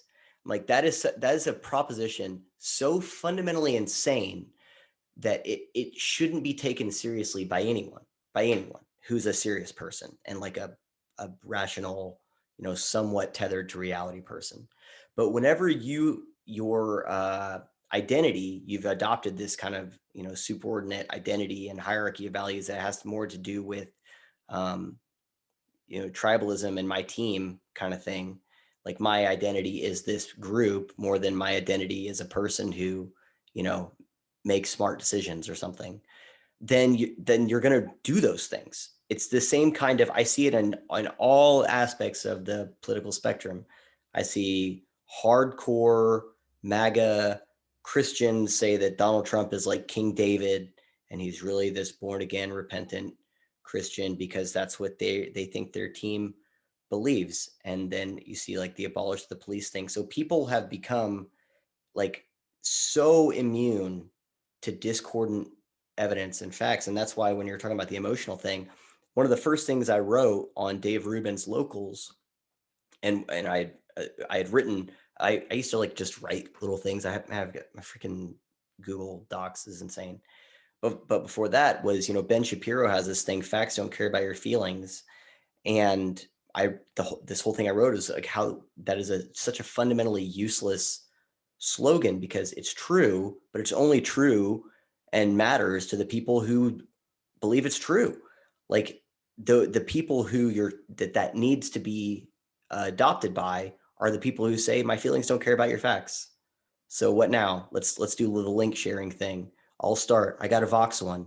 All right, then you find the one that matches my, So it's just, there needs to be, there's a language issue here, but it's not just a language issue. It's a reality perception issue, because we've made this about our teams. And that's why you're saying you can go to any metropolitan area, which most of them are blue, and hear one thing. And you can go to, like, there's a reason why there's all these boat rallies for Trump, because you can go visit a lake anywhere and see all these Trump flags anywhere, because people have, have their team and have their side. And it's more important to signal that this is the side I'm on than to adhere to a set of principles or facts or be adaptive, right, to reality. That's why anything heterodox is like the craziest thing ever. Like, it used to be, you could have heterodox views. Well, I check these boxes, but I check these boxes over here. Can't do that. Can't do that anymore. But I think a lot of that has to do with the reality perceptions of what we believe is, and really, I think it's more of what people believe is true about their ideological opponents than what they think is true about their own ideas. I think a lot of it is more adapted to who they think they're going against than who they think they are. Except for, I think there is some exceptions where it's about being the virtuous good guys. But does that make sense? Yeah, I would add to that human nature historically suggests that large swaths of Homo sapiens are lazy. And Yep. in a world where we are cloistered in and on house arrest or quasi house arrest in large, sections of America, uh, like the whole idea of, you know, as as a biological peacock feather, right? So the Gucci bag isn't vogue anymore because it's a social feather, right? It's a social skin, and since we don't socialize in that sort of regard anymore, um, and we've all been funneled into the realm of the digital, and in the Matrix sense, the desert of the real. Um, what's the peacock feather now? Well, it's an idea. Well, the idea has to be very like baby food, right? So Yep. baby food might equate to a slogan. A slogan is Black Lives Matter. A slogan is hey hey ho ho let so and so whatever. Like it's just a placeholder for um again that Russell conjugate. The Russell conjugate is usually tethered to some sort of injustice. So since I can't carry the Gucci bag anymore as a signal to my value, or the three-piece suit, or the $300 haircut, or whatever that visual signal is, it's now gone emotional, psychological, but Yep. there's still a sense of like laziness to it. So Totally. going back to the lie, it spreads much faster than the non-lie. uh, um, so now we attenuate those sort of peacock feathers to the simplest, easy to spread, easy to sort of convert. Like there's this Low religious, res. right? There's this old school religious, in the worst ways, or cultish attitude about converting people, and yeah, like you said, low res. Like I associate like the difference between a raster image and a vector image. Do you know what I mean when I say that? No. So a raster image is basically I heard you. rascal, like a Oh, rascal scooter rascal. Got and it. like No, a really nice sports car. got it. No, raster. I know. Raster. Okay, perfect. Okay. So a raster image is a photograph you take with your phone or your DSLR or whatever, right? Whether it be 720, 4K, 8K, whatever. A vector image is like me. So the difference is essentially in the digital realm, in the camera realm, is how light is trapped in the pathways that produce those images. So with raster images, they don't scale well up or down. You They take a get blurry. yeah, you take a photograph and it's gorgeous on your camera, but blow it up to a billboard and it doesn't work, obviously, under most Has conditions. Eric Weinstein talked about this? Because this sounds really familiar. I've heard this before. I don't know. I haven't heard. This has been a thing in my brain for a while. I don't know if Eric has it or I've heard not. about blowing up an image onto something, and something that seems clear here becomes really Oh, pixelated the more you try to extrapolate, like to expand it out. well, I know I've never. him and Douglas Murray talked about essentially the allegory of the cave, when Douglas Murray was talking about um, here's an image and then you put it in front of a fire and it blows up, and the sort of unlearned group of people, they don't see the process of putting whatever it is in front of the fire. They just see the shadow on the side of the building or the cave or whatever. So they see the projection of the thing, and they associate that, the largeness of it, to the whatever, the seriousness of it or whatever. um and they never, Either way, you're talking about the scalability the of scalability of it, yeah. ideas. So Yeah.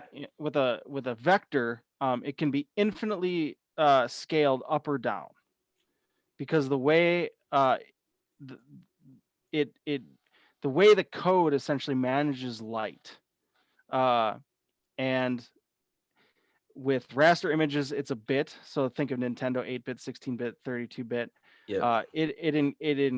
It encloses or encases so much light per a dimensional square of light. And with a vector, it's a mathematical formula that produces or encases that light, which allows for that infinite scalability. assuming you have the proportional computation to manage that. Sure. And that's where I think many of these ideas are. They're spread with the inability to be challenged if they're scaled up or down. Yep. Right. And that's how I see, like, that's how lies or gossip or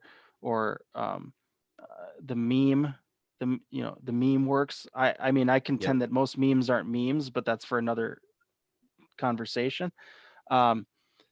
Because memes should not be forgettable, and most memes are, but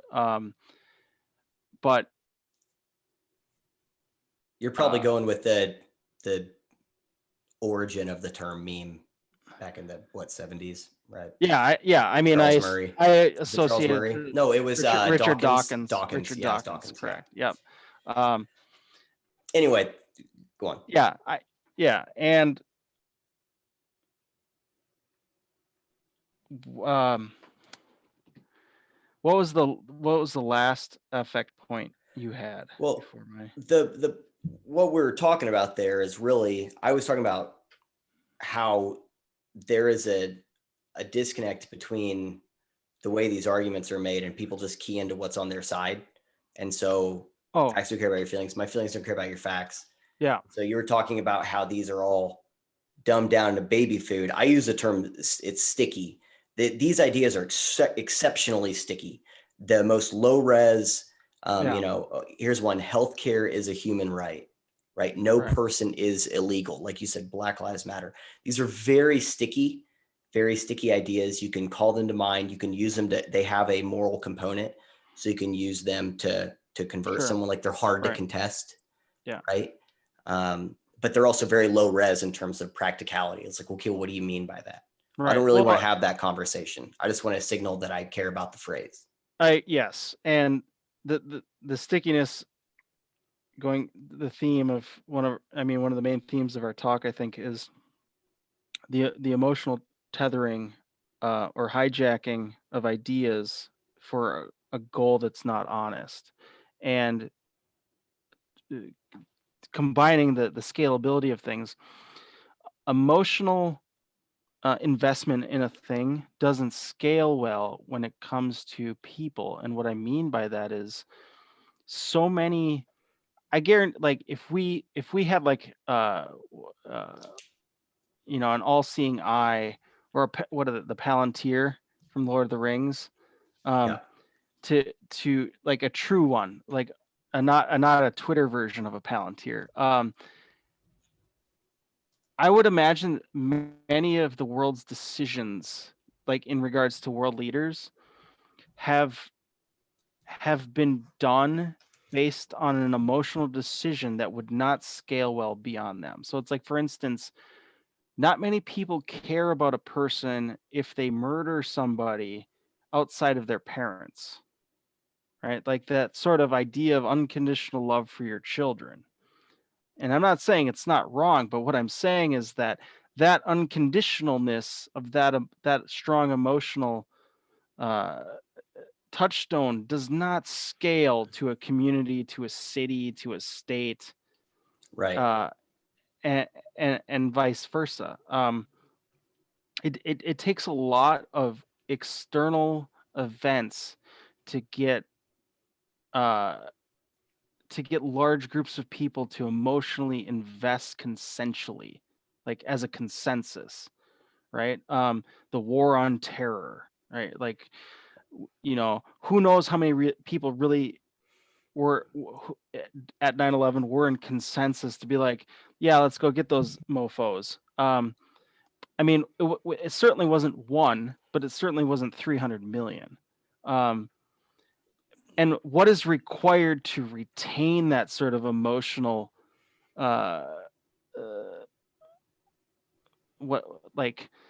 investment? Investment, but like attention, longevity, stamina, intensity, emotional stamina. Like, to retain that, it's like, well, we have to consistently bombard them with additional acts of violence, and we have Yep. to frame it in the way that it's specifically towards We'll tie it to you, the this thing, tie individual, it to this. Yep. right? Save the children. Now with the COVID thing, it's like we can't lose a single human being under any circumstances.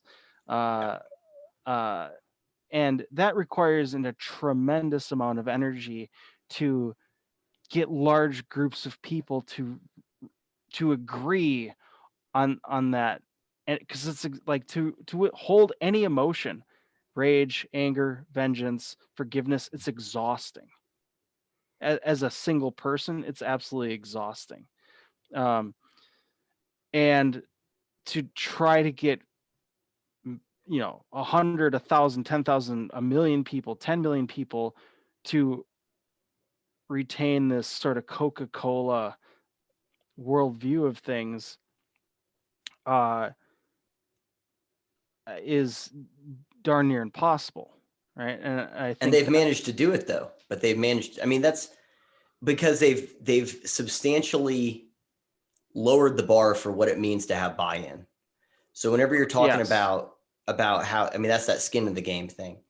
But whenever you're talking about laziness, I remember back when Virginia Tech happened, and there was the stuff with Coney, Coney 2012.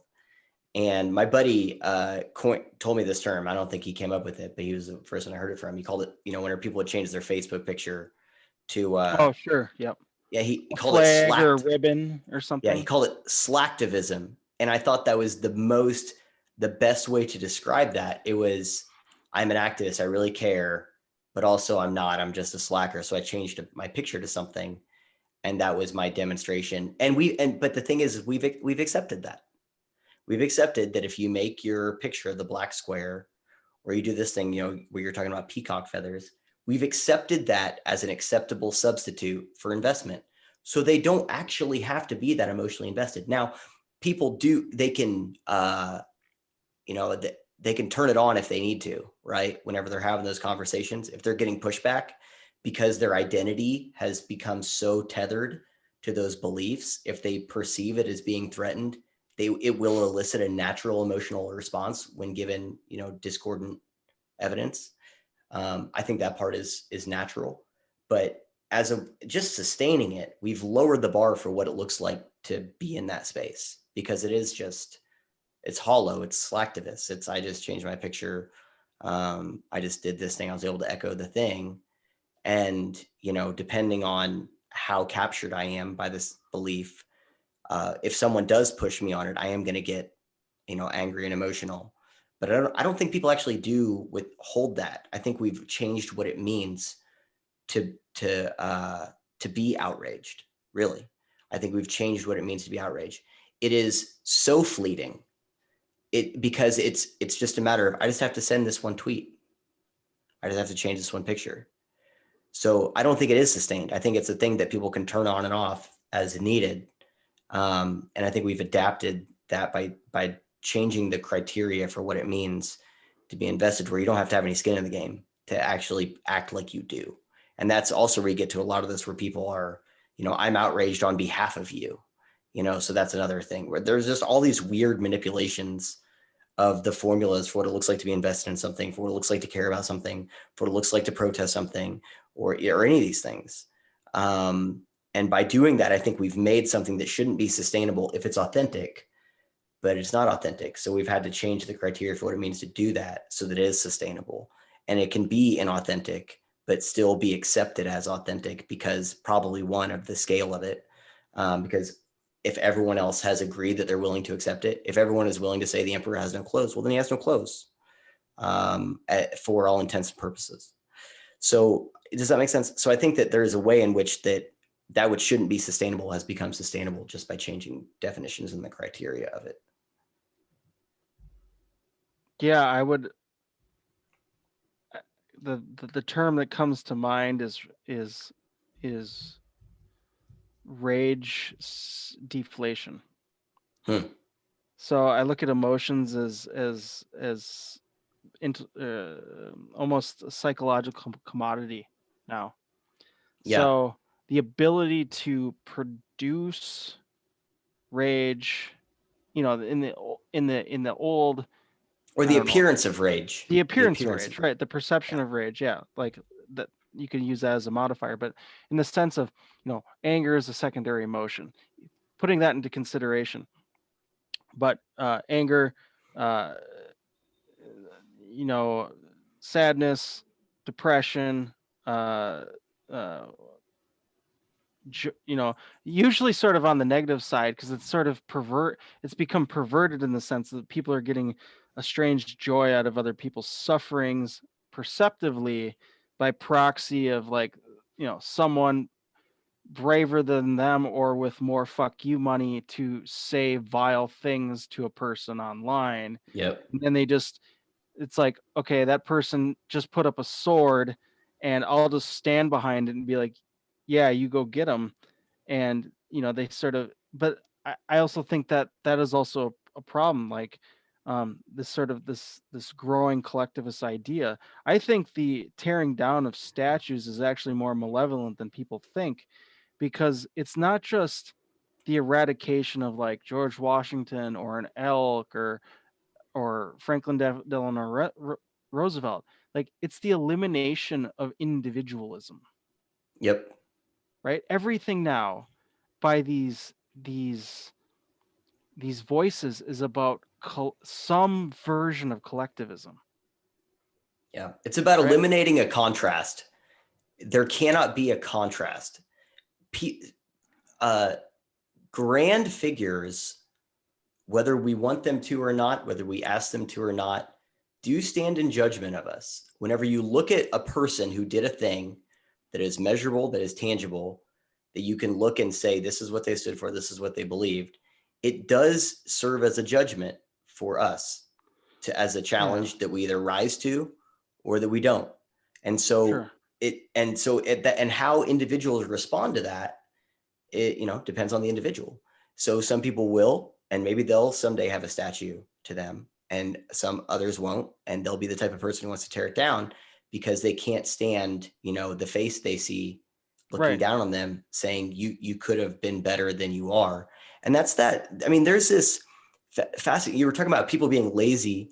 You know, Eric Hoffer makes this really good observation in his, you know, The True Believer, where he says people that are benefiting from the status quo. I would alter what he says here, and I'll tell you what the alteration is. But people that are benefiting from the status quo are significantly less likely to fight for it than those that aren't. But I would add, or the way I would change it is, are significantly less likely to fight for it than those who do not perceive themselves as benefiting. Right. So the people, people say, you know, Correct. dismantle I would agree with capitalism that. are Yes. absolutely benefiting from capitalism. They just don't perceive themselves as benefiting from it. So it's a problem. It's that I do go back to prospect theory. It's a relativity issue. They're judging the gamble. People are risk averse if they think they have a lot to lose, and people are risk seeking if they don't think they have a lot to lose. But that the risk is hinges on their perception of what they have to lose, not necessarily their actual risk. So if you don't perceive you have a lot to lose, you're going to be very, very risk seeking, because what do you have to lose? Even if you have a lot to lose. And so there are these people who don't perceive themselves as benefiting from the status quo. And so they're trying to tear down statutes, trying to eliminate anything that would give them a standard to aspire to or hold themselves up to. Meanwhile, the people who are benefiting, like you said, they don't have time to fight for it, because one, actually, the status quo is reality. So reality sucks. Reality is a mortgage. Reality is I have to wake up, you know, at this time. Reality is, you know, you know, grandma's sick or whatever thing. And we're too busy producing the food, you know, that you eat or something like that. We don't have time to sit here and fight for utopia because we're just doing the thing. And so the people that don't perceive themselves as benefiting from it, well, then they're going to go out and fight like hell to to change things. And to what you're saying, eliminate any type of individualism, because now there's no standard for me to be held up to. It's an assault on meritocracy, but it's an assault on creativity. It's an assault on curiosity and ingenuity and everything that makes the human race great. Because the standard is cruise control. We're all just going to set cruise control according to whatever we have collectively decided is the speed, instead of allowing people to rise up and, you know, might go a little faster. I might wreck. I might break the sound barrier. who knows, but it should be my choice to have. Yeah. I you said break the sound barrier, and I was thinking, there's very few exceptions of. I feel like there's a weird formula of like anyone in sort of in the science world, or science in theory, or science as a method. So I think of Howard Hughes, and I think of um, sort of the precursors that got him there even before the Wright brothers, mathematicians, Maxwell, Galileo. etc. Yeah, and I think of like it seems to be the formula that usually if they came from the bucolic world, or uh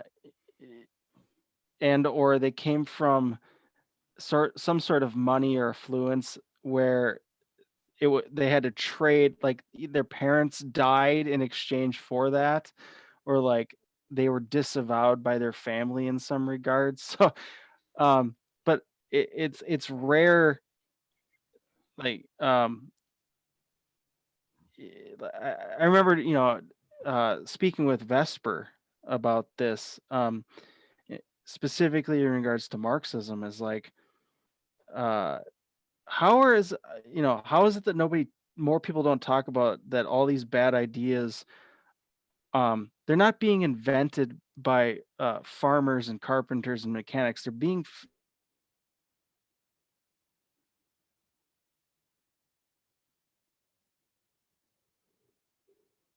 Jeremy? They're being fed they're being invented by actors in some sort of like highfalutin, you know academic setting, in the Yeah. halls of Oxford, or Germany, or whatever. And Hmm. why aren't more people talking about that strange formula that uh, always occurs, and make some sort of like distinguishment of like, um, maybe the aphorism is maybe we should just trust people a little bit more that have a few more uh, sores on their hands and calluses on their feet. Yep. I was listening to um, Brett Weinstein and Douglas Murray's recent conversation, um, and one thing that was I really equate that conversation to there's this movie Batman v Superman, and it was pretty awful, pretty universally panned. But I actually say that movie is two movies. One of them is a good movie, and one of them is a terrible movie. Every scene with Superman is a terrible movie. They ruined that character. Every scene with Ben Affleck's Batman is actually pretty good. It's kind of a neo noir kind of thing. He's sorting it out, doing this detective thing. That interview between Douglas and Brett felt a lot like that, because Douglas would say some things that are true, that are good, that are rooted in reality. And then Brett would say something about that was so far removed from reality that I'm like, what are you, like, he kept making these weird references to, and I've never listened to Brett like this before. It was a very unusual experience for me, because I actually respect Brett a lot. I still do, but I've never been so baffled by the things he was saying. He would make these allusions to, if only we had this distribution of this thing, then there wouldn't be any homeless people or something. And it was like some of the most naive and ludicrous claims that I have ever heard from someone that I respect a lot and that I know is very intelligent. But he was taking this very sanitized academic approach to it that was like, if we just plug these things in here, and Douglas would say something about like human choice, or something like that. And, it would kind of, Brett would kind of absorb it, but not really. And then because his next statement would be something that was still using his previous paradigm. And it was like, it'd be like, well, if only this was distributed more, or if only we had this thing, and only that, then we could get to, this type of outcome. And I really had the thought of like, you would have like only, I mean, what is that? I don't think it was Mark Twain. Is old, you have to be an intellectual to be this stupid. Who is that? Is that it's not Groucho Marx, maybe? I feel as if I've heard some vein of that thought by so many people. They've kind of blended into a Well, there was monolith. a direct quote of someone from Sure. like the 20th century who said it. Okay. But that's to what you're saying is, like you have to be so removed, that is where localism does work when it's allowed to be actual true localism, right? So I filter And the we way I perceive my locality through my experience with my locality, not through Twitter telling sure. me. And so I that to what you're saying about people, with some sores on their hands, there is some wisdom to that, of people who actually understand how things work being allowed to do the things that work without someone coming in and doing their kind of, I don't know if it's a proper application of the ludic fallacy, but in some ways it feels like it, where it's like, no, this is what the formula is. If we have these models, it's always these models, Yeah. and it's like, no, that's not how.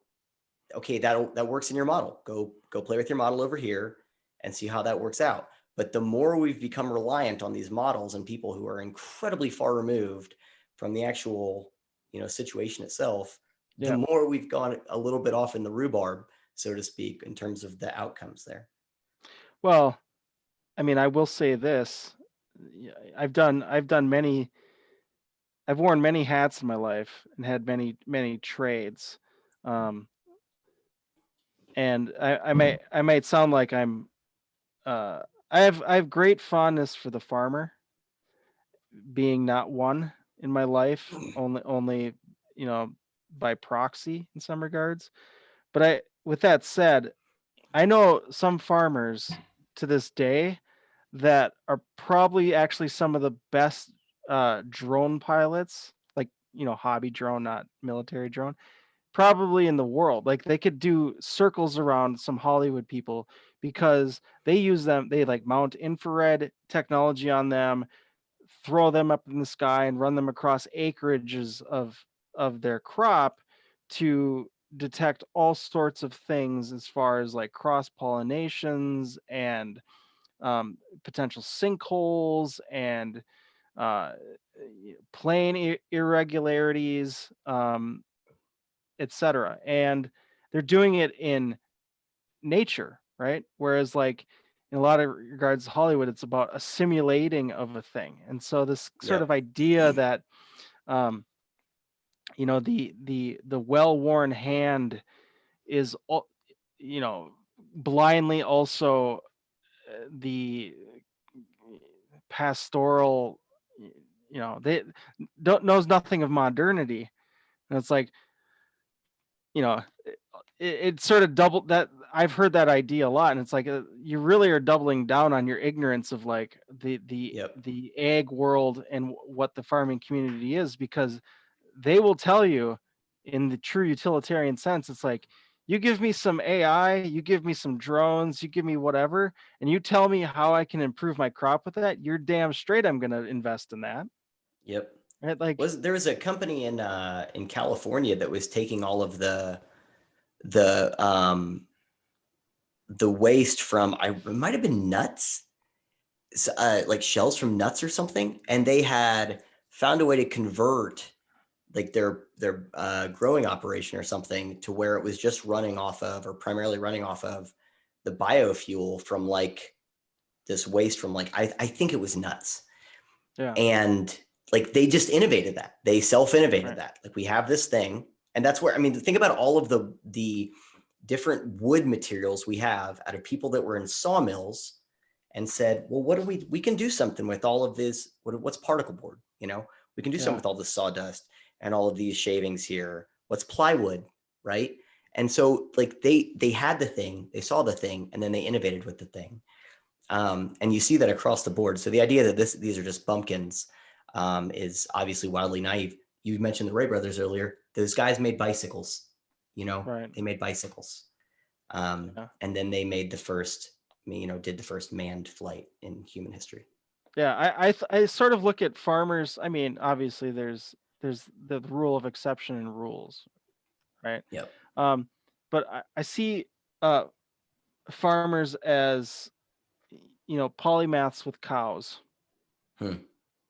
uh, because it's if not necessarily now, it, the tradition is you figure it out or you die, Yep. right? Like what greater sort of like example of human evolutionary need do you need?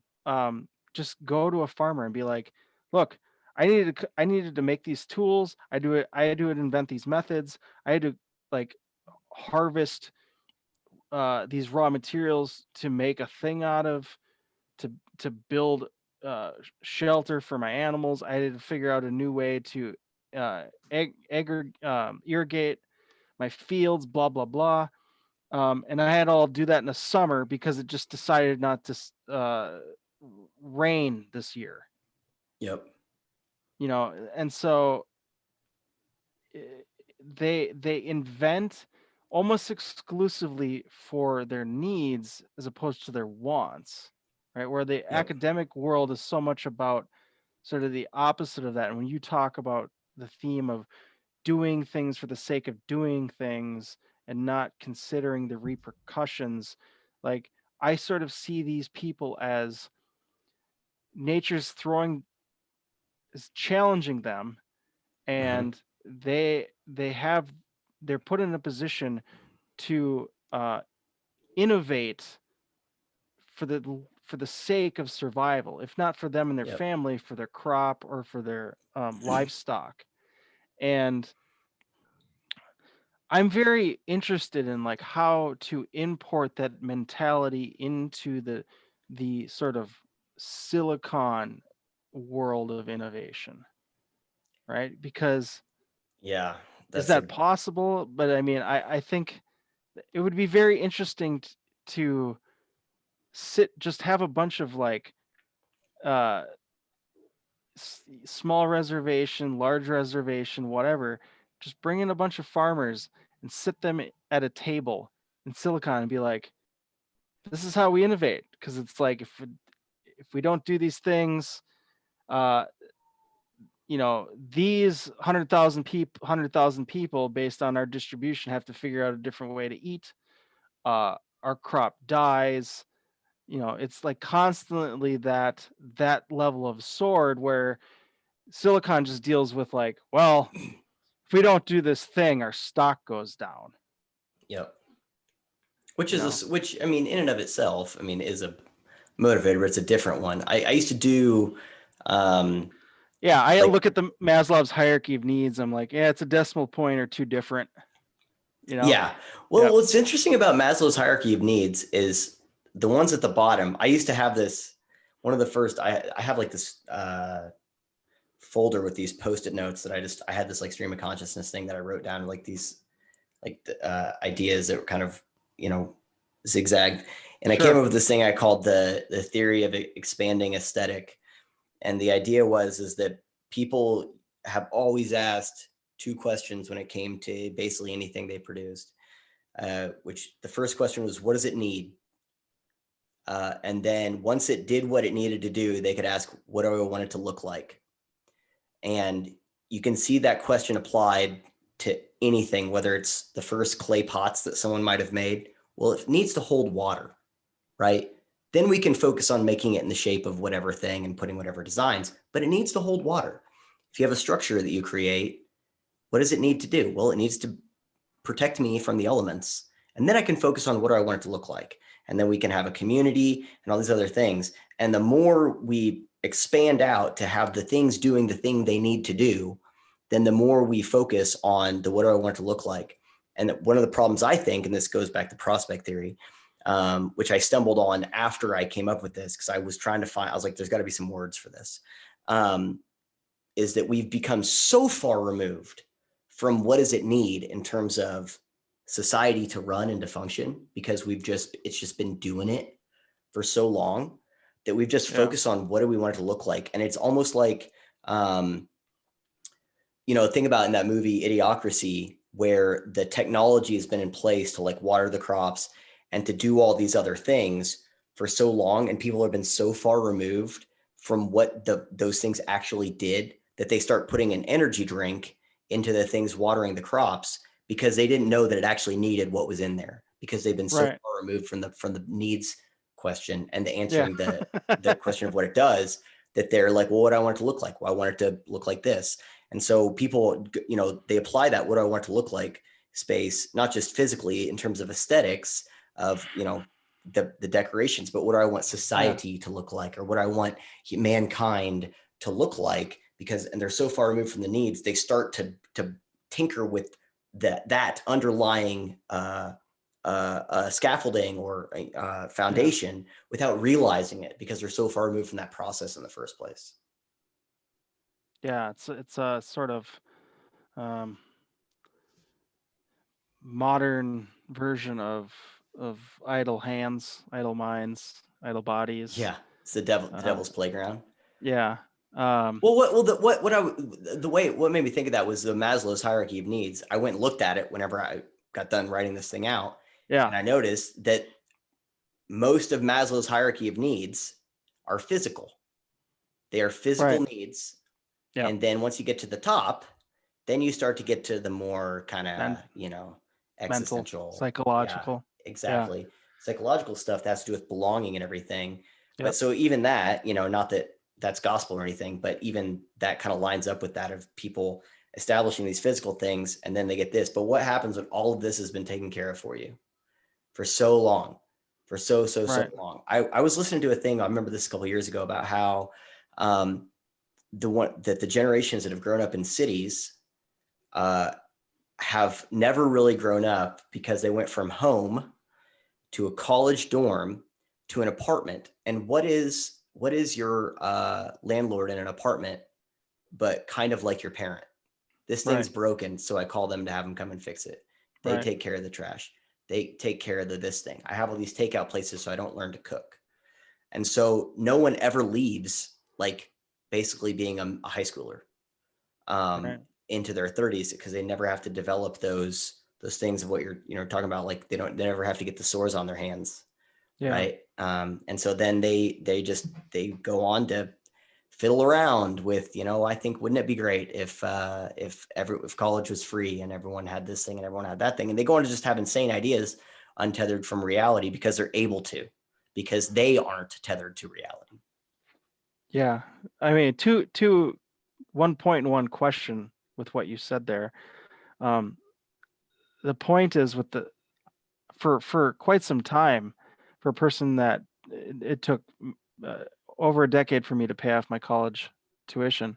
When I hear people say college should be free, it's like, that's prima facie evidence of how unvaluable college tuition is, or how invaluable unvaluable college is. Totally. You're making the case for your quote unquote foes in that realm. The question, how do I phrase this? I'll have to think about the phrasing, but just phrase it with the first thing that comes to your mind, and we can sift it out. Well, it had to do with what you said right before getting the hierarchy of needs. So a few things, the hierarchy of needs. When COVID, at least I guess probably the week after St. Patty's Day, where it hit us here in Minnesota, from a lockdown perspective, I immediately thought of the hierarchy of needs are going to shift from what they are to some version of Amazon, Disney Plus, Pornhub, your internet service provider, and your phone provider. So essentially that will become the new hierarchy of needs. So it's like, if we're just trapped in our houses, people just need to be fed, and then everything else will basically fulfill their brain chemicals. I also, with the hierarchy of needs things, I also think that it should almost become geographical. Like, the coasts should have different hierarchy of needs relative to the non-coastal geography. and that sort of goes back to what if, you know, what if the largest chicken and turkey producer in America acted like Spotify? You know, they just, it's a different, from a supply chain perspective, it's just a different attitude about what is important and what the perception of that which is important is. And with that, I, the floor is yours, sir. You had a question. What was your question? Oh, I guess, well, I guess my question was about, you know, do we suggest a challenge to these fervent collective voices about injustice about X and injustice about Y? It's almost like, okay, well, provide us, given that you're well fed, well drunk, one way or another, well housed, well clothed, direct threat from harm is questionable in these days in a metropolitan setting. Sure. But, you know, being that that's all fulfilled, what do you think the next, you know, if the hierarchy of needs weren't just a pyramid, but like a ladder, right? So it's Mhm. like we're just moving to the next ladder, and the next ladder is almost is purely intellectual, psychological, mental. Like, what does that look like? We should almost challenge them to come up with that, as opposed to just saying justice or equity or utopia or whatever, because the opposition can get stuck in those terms too, where they fail to steelman, or not even steelman. You know, I think it's like, as lazy as your opposition's arguments are, it doesn't make you, like, if I have X skills in playing tennis because I played a badass amateur tennis player named Petters from Sweden for 5 years, and all of a sudden I stop playing Petters and his replacement is like someone who's never played tennis before, can you unequivocally tell me that my skills are going to improve over time if my only other Yeah, of course competition not. is this Yeah. person? So I am concerned that the laziness of these arguments, basically de facto because they're emotional arguments, aren't making you know, for the sake of illustration here, the other side, as if there's no other sides, lazy in their arguments. As iron sharpens iron, so Right. one man sharpens another. So if you don't have a piece of iron that's actually sharpening, you're not going to get sharp either. You have to have, I understand what you're saying. So arguments refine by necessity. And if all you're dealing with is low res, then you're going to eventually become low res in your responses there. Now, to what you said about thinking of it as a ladder, I actually think it's, I think there is a part of it that's cyclical in nature. And what I mean is,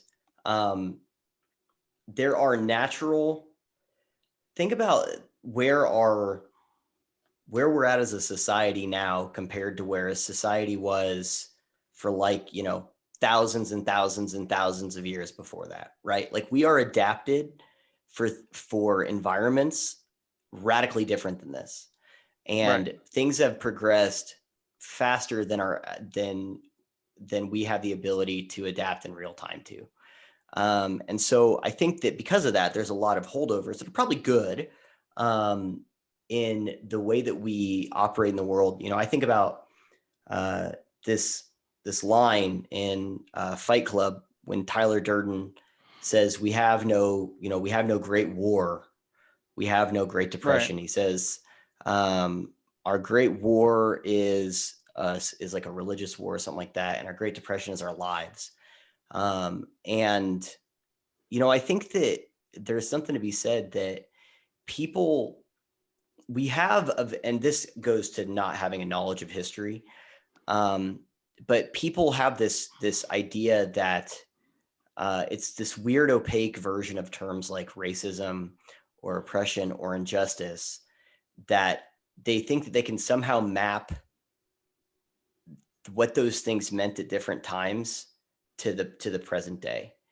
And so I think that, and again, I think that's largely an issue of history, of people, and again, I think just being so detached from the from absolute zero. I know I've mentioned this prospect theory multiple times, but I think Yep. being so detached from what absolute zero actually looks like, and having no concept of how effing lucky we are right now. And it's not luck, because it's been hard fought. It's been hard fought by the generations that came before us and a few pioneers and mavericks today. But because of that, people they just don't have a concept. So they think that I think that, to your point, I think that the ways in which it's cyclical is that people are always looking for dragons. I think people are always like, there's this uh what's he, oh man, the something growth, what is it that Eric Weinstein talks about, the built-in Embedded growth incentive. embedded Yeah, growth. Yeah. yeah. And so how, Obligation. Yeah. Ego. yeah, the ego, Yeah. the Yeah. embedded growth obligation. I think that we have this weird embedded growth obligation with like some of our moral systems, where people just don't know how to take the W and go home, where they need to find these new things. So we need to find these new battles. And so that's why, like, I was just, I saw someone had this, book called The New Jim Crow. We have all these things about the new this thing and the new slavery and the new all this. Like, no, it's not. No, it's not. What we have on the border is not a concentration camp. Like, so I think Yeah. that there is this weird thing where people are mapping old ideas and systems and understandings of hardship onto present realities. And I think that when I say it's cyclical, I mean that people are always going to be looking for new ways. I think that we naturally gravitate to tribalism. I think that we naturally gravitate to conflict. I really do. I think certain kinds of conflict.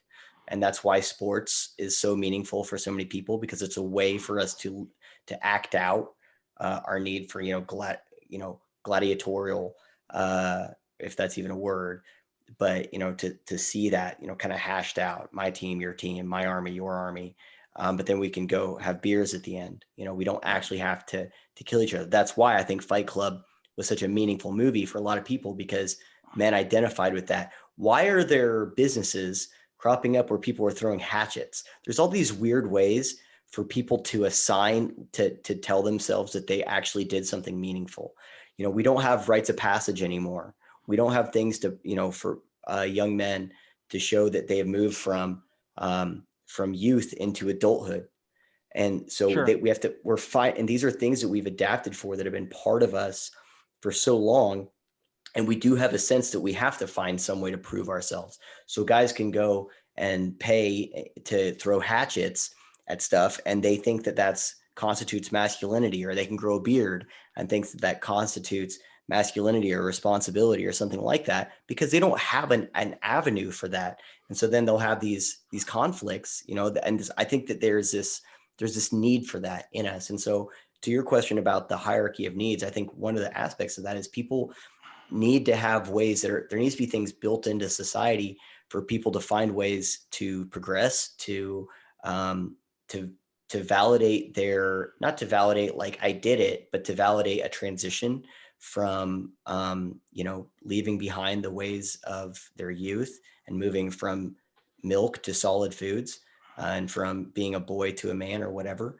And we don't have that. So I think there's all these weird things that people are grasping for that are causing that. And so I think that, yes, there's a ladder where people are going to keep looking for certain needs, but I think there's also like a through line where you're always going to find, it's like there's an elevator, and when you get out, there's always going to be this chair sitting here no matter what floor you're on. There's always going to be this no matter what floor you're on. And so however we move up and find these ways, to feel better about ourselves, whether it's moving to the online space, Ready Player One kind of stuff or something, there's always going to be these really deep-seated, kind of visceral needs and inclinations that people have, they're going to be part of that. And so it's really just a question of how do they map whatever the new technology is or the new progression in society onto those things. So the need for tribal conflict and the need for, validation, coming of age, rites of passage.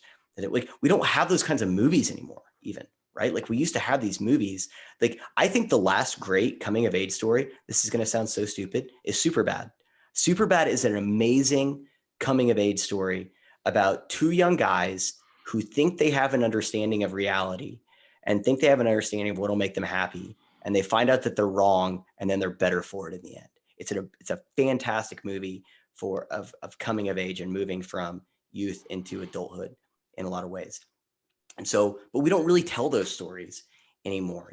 We just don't. I think we try to, and it does progressively get dumbed down. Like Superbad is not Stand By Me, right? So I understand that. Right. But we're losing that. We're losing that because we're Yeah. finding these ways to try and act out these kind of unarticulated, but also very tangible Sure. needs that we have. So I don't know if that answers your question. We are also over that 2-hour time limit that you had mentioned. Sure. Yeah. And I wasn't sure, but I was going to say it, like there was a few points that I wanted to put out there before we wrapped up. Sure. Yeah, go for it, man. One was added just based on what you just said. Quickly is like I've been very fascinated with the whole idea that prostitution's the world's oldest profession, but someone had to tell the story that it was worth investing in. So it's like the storyteller is not far behind, right? And and yeah, I've been very, very fascinated by, I guess, films and is the predominant, or television, I guess, is the predominant media for storytelling, potentially to be eclipsed by video games. But that's not the argument I want to bring up. The point I want to bring up specifically to stay on the track with your statement is films seem to echo very much a state or a thread we're in where uh, there used to be just this cavalier attitude, at least in Hollywood, about like, no, I have ideas for movies. This is what I want to tell. It's either going to be, it might be successful. It might make your money back, but like, this is just the movie I want to tell. And of course, there's always been like, um, compromise, right? Like you're making a movie Sure. at that level of scale with so many people, there's going to be compromises with money on the line or whatever. But like, there's definitely been an orientation or a paradigm shift of like, at least the films that quote unquote make money or people continuously watch over and over again that have been made in the last 10 years, 15 years, have been predominantly been films without getting into the details, but abstractly have been about stories that decouple from the history of storytelling, whether that be in the Joseph Campbell sense, or a Western civilization sense, or a biblical sense, or metaphor, or whatever. They've decoupled from that rich tradition and sort of siloed into, we're going to tell a story that literally just affirms your view of the world.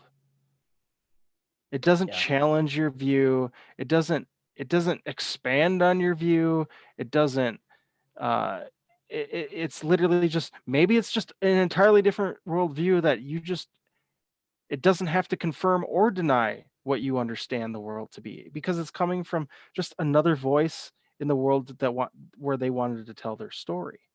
And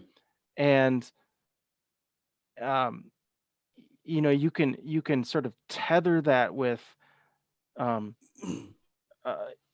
the reboot, or it's just rehashing of previously established properties or franchises, and it's become sort of just a lesser fan fiction version of stories or whatever. But it is very much like an what's a overused, it's an trope.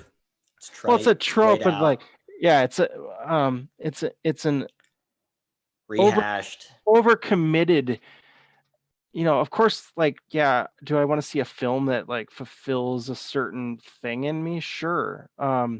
Maybe, but like it's so tailored to that in such an extreme. It's just like, here's cocaine, here's the best cocaine you can possibly get.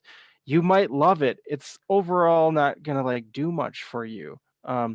Films have become fast food in that sense. They've become really good at giving you something that is, you're just ultimately going to want more, but there's not much nutritional value into it. But also, it's decoupled. Like McDonald's isn't amazingly associated to an agricultural heritage, if you will, Right. right? And that's how I sort of see films. Like, there's a book that Elon Musk references a lot as a must read called Structures, and something like structures and how things don't fall apart, or the reason why structures don't fall apart. um it's amazing because it's just a first principles perspective of like, this is how to build things, this is why they work, this is why geometry it works with wood and steel and etc. And I sort of look at the works of Joseph Campbell in mythology as like the structures and how they work in terms of storytelling. And I just think we're just so disassociated from the heritage of like, people like roll their eyes and be like, why is Hollywood making a King Arthur film for the 95th time? Or it's like, because there's a reason. It's the Lindy effect. There's a reason why those stories have stuck around for 1,000, 2,000, 3,000 years, right? Yep. Like, we haven't seen the last version of Troy or King Arthur or the story of Jesus or the story of the fall of Rome. We've probably seen the last version of any film in the Skywalker saga. Like, I mean, maybe not, but I'm just saying, like, Hopefully. hope, emphasis on hope. Yes. Uh, and that leads me to this idea that reality is sort of becoming a reboot of itself. Like, it's becoming a parody of itself. And it has something to do with you said about like, we seem to, for one reason or another, we can't innovate well enough beyond these problems that are now 1, 2, 3 generational for a myriad of reasons. But it seems to be parallel with like entertainment. Like, there's just this constant problem of like, there's a hostility or some invisible hand or uh, something specter of like uh rejecting anything, our political candidates rejecting anything not status quo, Yep. right? Like, our political Yeah. candidates, one reason or another, are essentially reboots in one regard. Like, maybe Trump didn't start that way, but this idea now that like we could have his kids for 30 or 40 years uh in Washington, because we don't understand, like, we can't come to an agreement with term limits.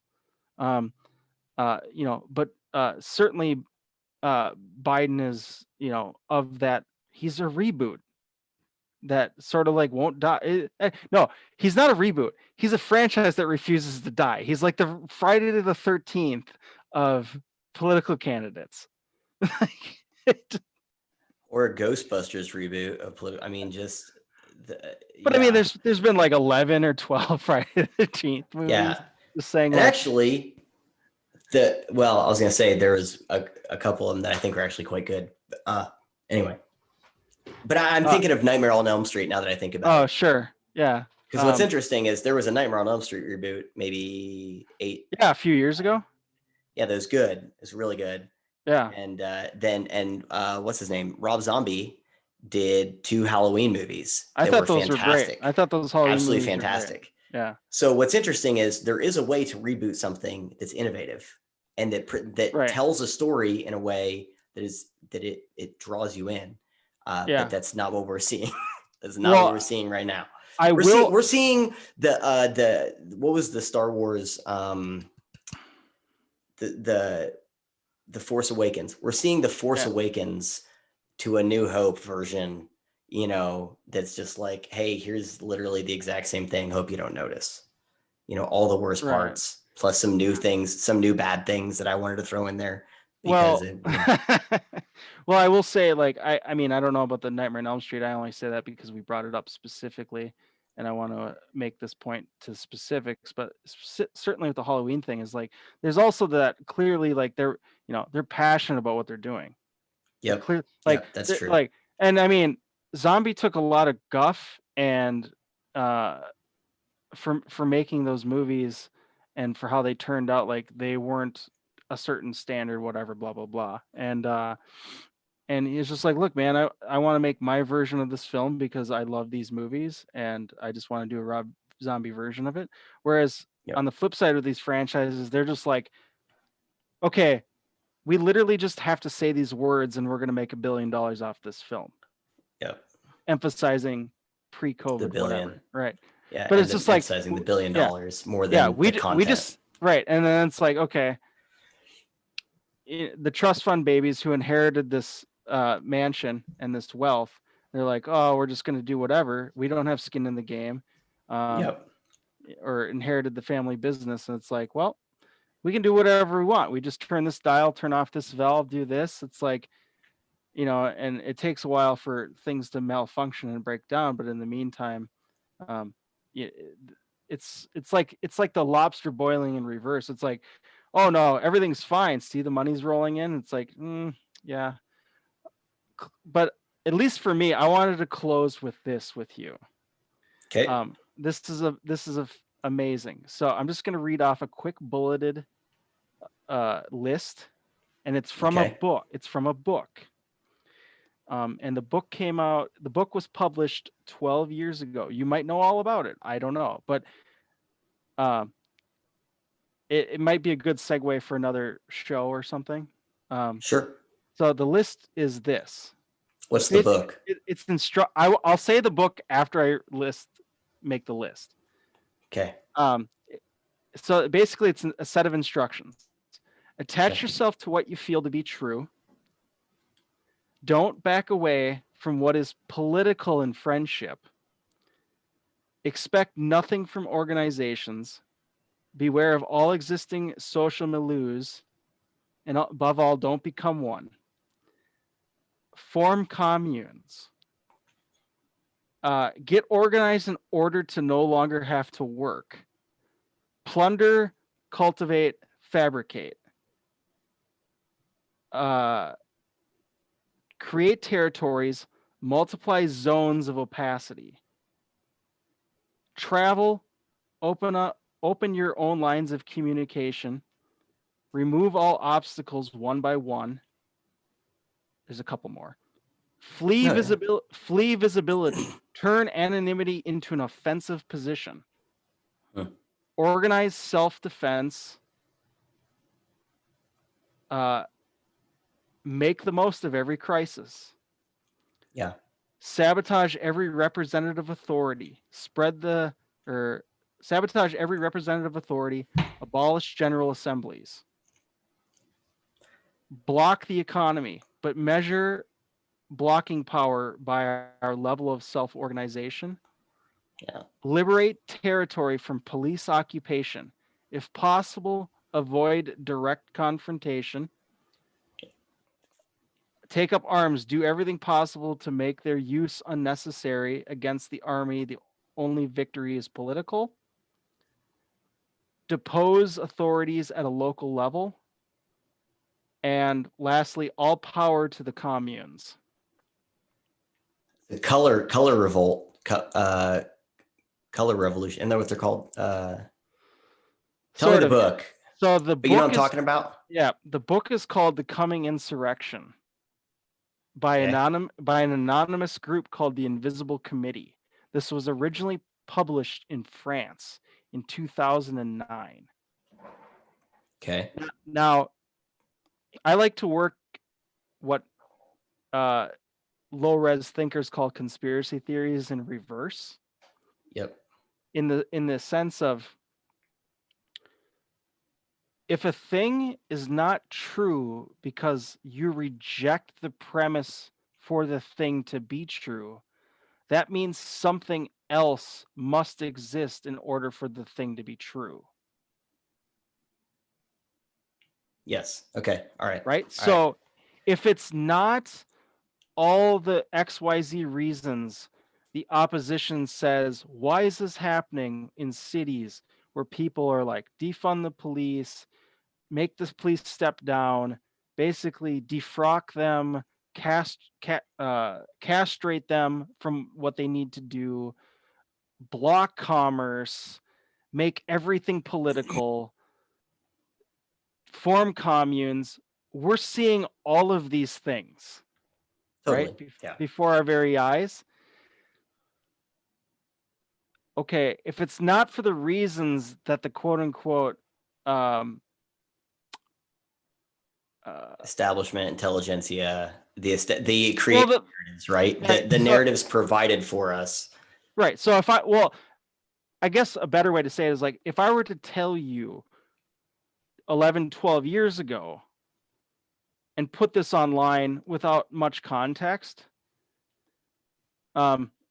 people in 2009 would be like, "This, you're crazy. This is never going to happen." Blah blah blah. Fast forward 12 years. Interestingly enough, this thing exists and existed for the past 12 years. I mean, even if we can't associate it to a single entity, right? As people that scream conspiracy theory, it's like, well, in order for a conspiracy theory to hold, it must be 5-10 people in a dark room. Yeah, which is insane. Pushing the buttons and the levers. Nevertheless, to say a group of anonymous people put this together and 12 years later it's happening. Right. And well, it's not just, it's very specific in totally. Like the directions and how it's happening. So it's just like, I just find that very fascinating, because it's like, this is orders of magnitude removed from like a Nostradamus prediction. Sure. Well, it's not also, that's not what you're talking about there. Isn't, what's weird is that we have this thing. So as I was talking to someone on my locals, and they were talking about the way that movements, things are in different stages, right? And so there's like, emergence and bureaucratization and, disrepair or something like that. And there's a lot of ways in which we're experiencing things in real time as emergent that actually are not. Like, in other words, so there are people who tell me like, oh, this thing just came out of nowhere. This conversation about like gender, trans stuff came out of nowhere. Right. Yeah. No, it didn't. No, it didn't. You are just now seeing it. That's because it's bubbling to the surface from a place where this has been going on for a while. This isn't new for a lot of people. So I think for what you're talking about there, someone posted this thing on my locals a while back about this idea of like color revolutions. I think it's called color revolutions. And it's basically internal insurgent movements that do all of the things you're talking about there in terms of delegitimizing authority, capitalizing on crisis, and operating on a local level, and with basically sleeper cells in a way. But I use to go back to Fight Club, I use that as an example of, there's this part where Tyler Durden and the narrator are talking, and they're talking about these different fight clubs that started out, and they talk about this one, and Edward Norton's like, yeah, I thought you started that one, and like, I did, and I thought you did.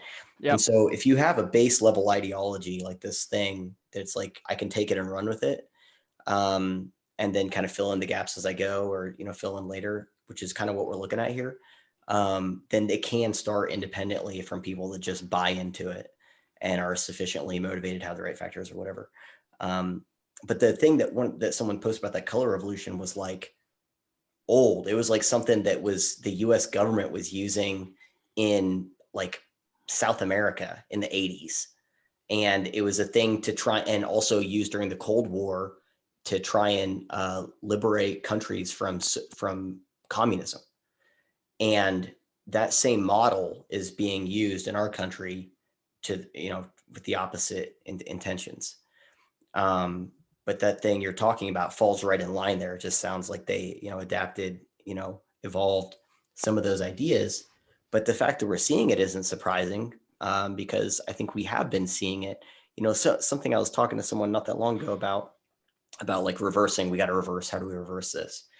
I always try to be very clear that this has been the culmination of the better part of a century worth of work in infiltrating institutions and bureaucracies. So the idea that like now that people know about it, we're going to reverse it is just crazy. Like, I'm not saying it's going to take the same amount of time, but the idea that we're just going to be able to flip a switch and now we know doesn't really mean anything. I remember one time I was watching, I think it was the Chiefs play some other team, and they had this amazing running back, and it was, and every play they handed it to this running back, and it might've been like a Sony Michel or something like that. I think he's a running back. They would hand it to this, whoever it was, and he would run for 8 yards every play. And it was kind of one of those things where it's like, knowing what your opponent is going to do it only matters to the degree that you can stop them. Right. So like if Floyd Mayweather, if I'm in a ring with Floyd Mayweather and I'm me, the fact that I know that he's going to punch me in the face does not help me prevent him from punching me in the face, because I can't stop him. And so the fact that we know about this right now doesn't really matter, because we don't have the things in place to do anything about it yet. And it's good, that starts the process. But the more people that are exposed to the fact that a lot of this is prepared, having stuff ready for crises. Look at the literature and the memes and the articles and stuff that are just like right there as soon as something happens. It's because they're ready for this kind of stuff. There are people that there might not be in a dark room, but there are people that have these like misinformation ready to go, and these narratives and these lenses for people with the right terminology that's carefully crafted, very smartly worded, that's ready to go for when something does happen, because they know something's going to happen, right? And so they just have to have the stuff ready for it, and then you get Chaz Chop, not long after. Yep, holding up communes. Yeah. First hour is a republic. Third hour, it's a communist state. Well attempted. They started one in Kansas City, and I watched the video on Instagram, and there was about how we have this self-sustaining, no police zone, and it's all about how they kept using the word self-sustaining, and I'm like, that's people bringing you in bottles of water. Like, what is your working operating definition of self-sustaining if you literally are not generating a single thing within this area and everyone's bringing it from the outside? I mean, I guess it's kind of self-sustaining in that way that like we have whatever means we've been able to make it to where people just bring us stuff. But that's not self-sustaining, that's entirely dependent on everyone else and the goodwill of other people to donate, these Daylight Donut boxes. I don't see a Daylight Donuts anywhere. I don't see a bakery, but you guys got a bunch of Daylight Donut boxes sitting there. So how are you self-sustaining? But it's just, they're growing them, dude. They're growing them. Right. Kind of like those gardens that people had in Chaz Chop, where they put the tarps down and put some dirt on it. And they were like, oh, we're growing a salad. It's like, all right, guys, we'll grow dandelions, because dandelions aren't even native to North America. Settlers brought them over. You don't know anything, you're trying to grow a kale plant, in a shoe anyway. But yeah, no, what you read there, there is a phrase that I've been using that I will keep using, because it speaks to the state of things as, my moral sensibilities. I've not gotten dulled enough to not be shocked by stuff. So what I say is it's astounding, but not surprising. So it shocks my moral sensibilities. I can't get used to a lot of these things. And that's a good thing. Like, I don't want to get used to it. But at the same time, mentally, like, and intellectually, I'm like, yeah, that doesn't surprise me. Like, this thing happened, right? So there's a story right now in Philadelphia that people were looted. 1,000 people looted a Walmart because of outrage over a guy with a knife charging a police getting shot. So does that shock my moral sensibilities? Yes, because that's insane and stupid. Am I surprised by that because of the current things in place and my understanding of the way things are right now? No, I'm not surprised. Not surprised at all. I will not linger for a second on that story, wondering if it's true, because it's obviously true. And I will always think it as to be true because it lines up with the current paradigm of our, of our reality. That is, like you said, it's a parody of itself, but in all the wrong ways. It's a funhouse mirror. It distorts the worst things. So it's whatever it's twins, right? We did have Arnold Schwarzenegger. Now we're in Danny DeVito. That's the twin that we have, that we're living in. Wow. That's probably a good way to end the show. Yeah. So that was good. I know we went way over the 2 hours you said. I'm sorry. I did not get to most of these notes. There was like 2 here that I was really excited to talk about. That's okay. We'll have to do it again. So, Jeremy, how can people find you, engage with, kind of the content and the stuff you're making with the ahead of the curve and some of these other, or ahead of the curve, some of these other things that you're doing, tell the good folks where they can touch base with your content. Swell. I am present in all the spaces, such as you can look up Ides of Ideas on Spotify, on Anchor FM, on iTunes. You can check out my locals website. Remember, this whole time we've been talking about localism, it's really been about locals.com. Right. Yep. And Ides of Ideas at locals.locals.com. But because I'm obsessed with search engine optimization, it's 101, so 1 Ides. If that's too confusing, I'm sure you'll find me somewhere in some other way, because I have everything linked in a Penelope's web. Otherwise, Okay. ideas.com with no numbers, no other confusion. And you could probably find me in other ways, but that's a good place to start. Okay. And I'll put links to all of it whenever I post this, just if you send me the links to all that stuff, I'll just copy pasta and put it in there. So everyone, please be sure to go check it out. I can't promise you that you're going to understand all of it on the first listen, but he does do a good job of leaving intellectual breadcrumbs in the description of things so that you can suss it out. And it's well worth the listen. It's well worth the listen to any of those things. I do quite enjoy them. As for me, please follow me on Twitter. That's at My Mundane Mind. Locals, return to reason.locals.com, YouTube, Return to Reason. I write stuff, put it up on Medium, ThinkSpot, all the places. The thing, as future president and current senile person Joe Biden would say. I don't think that future president thinks a joke.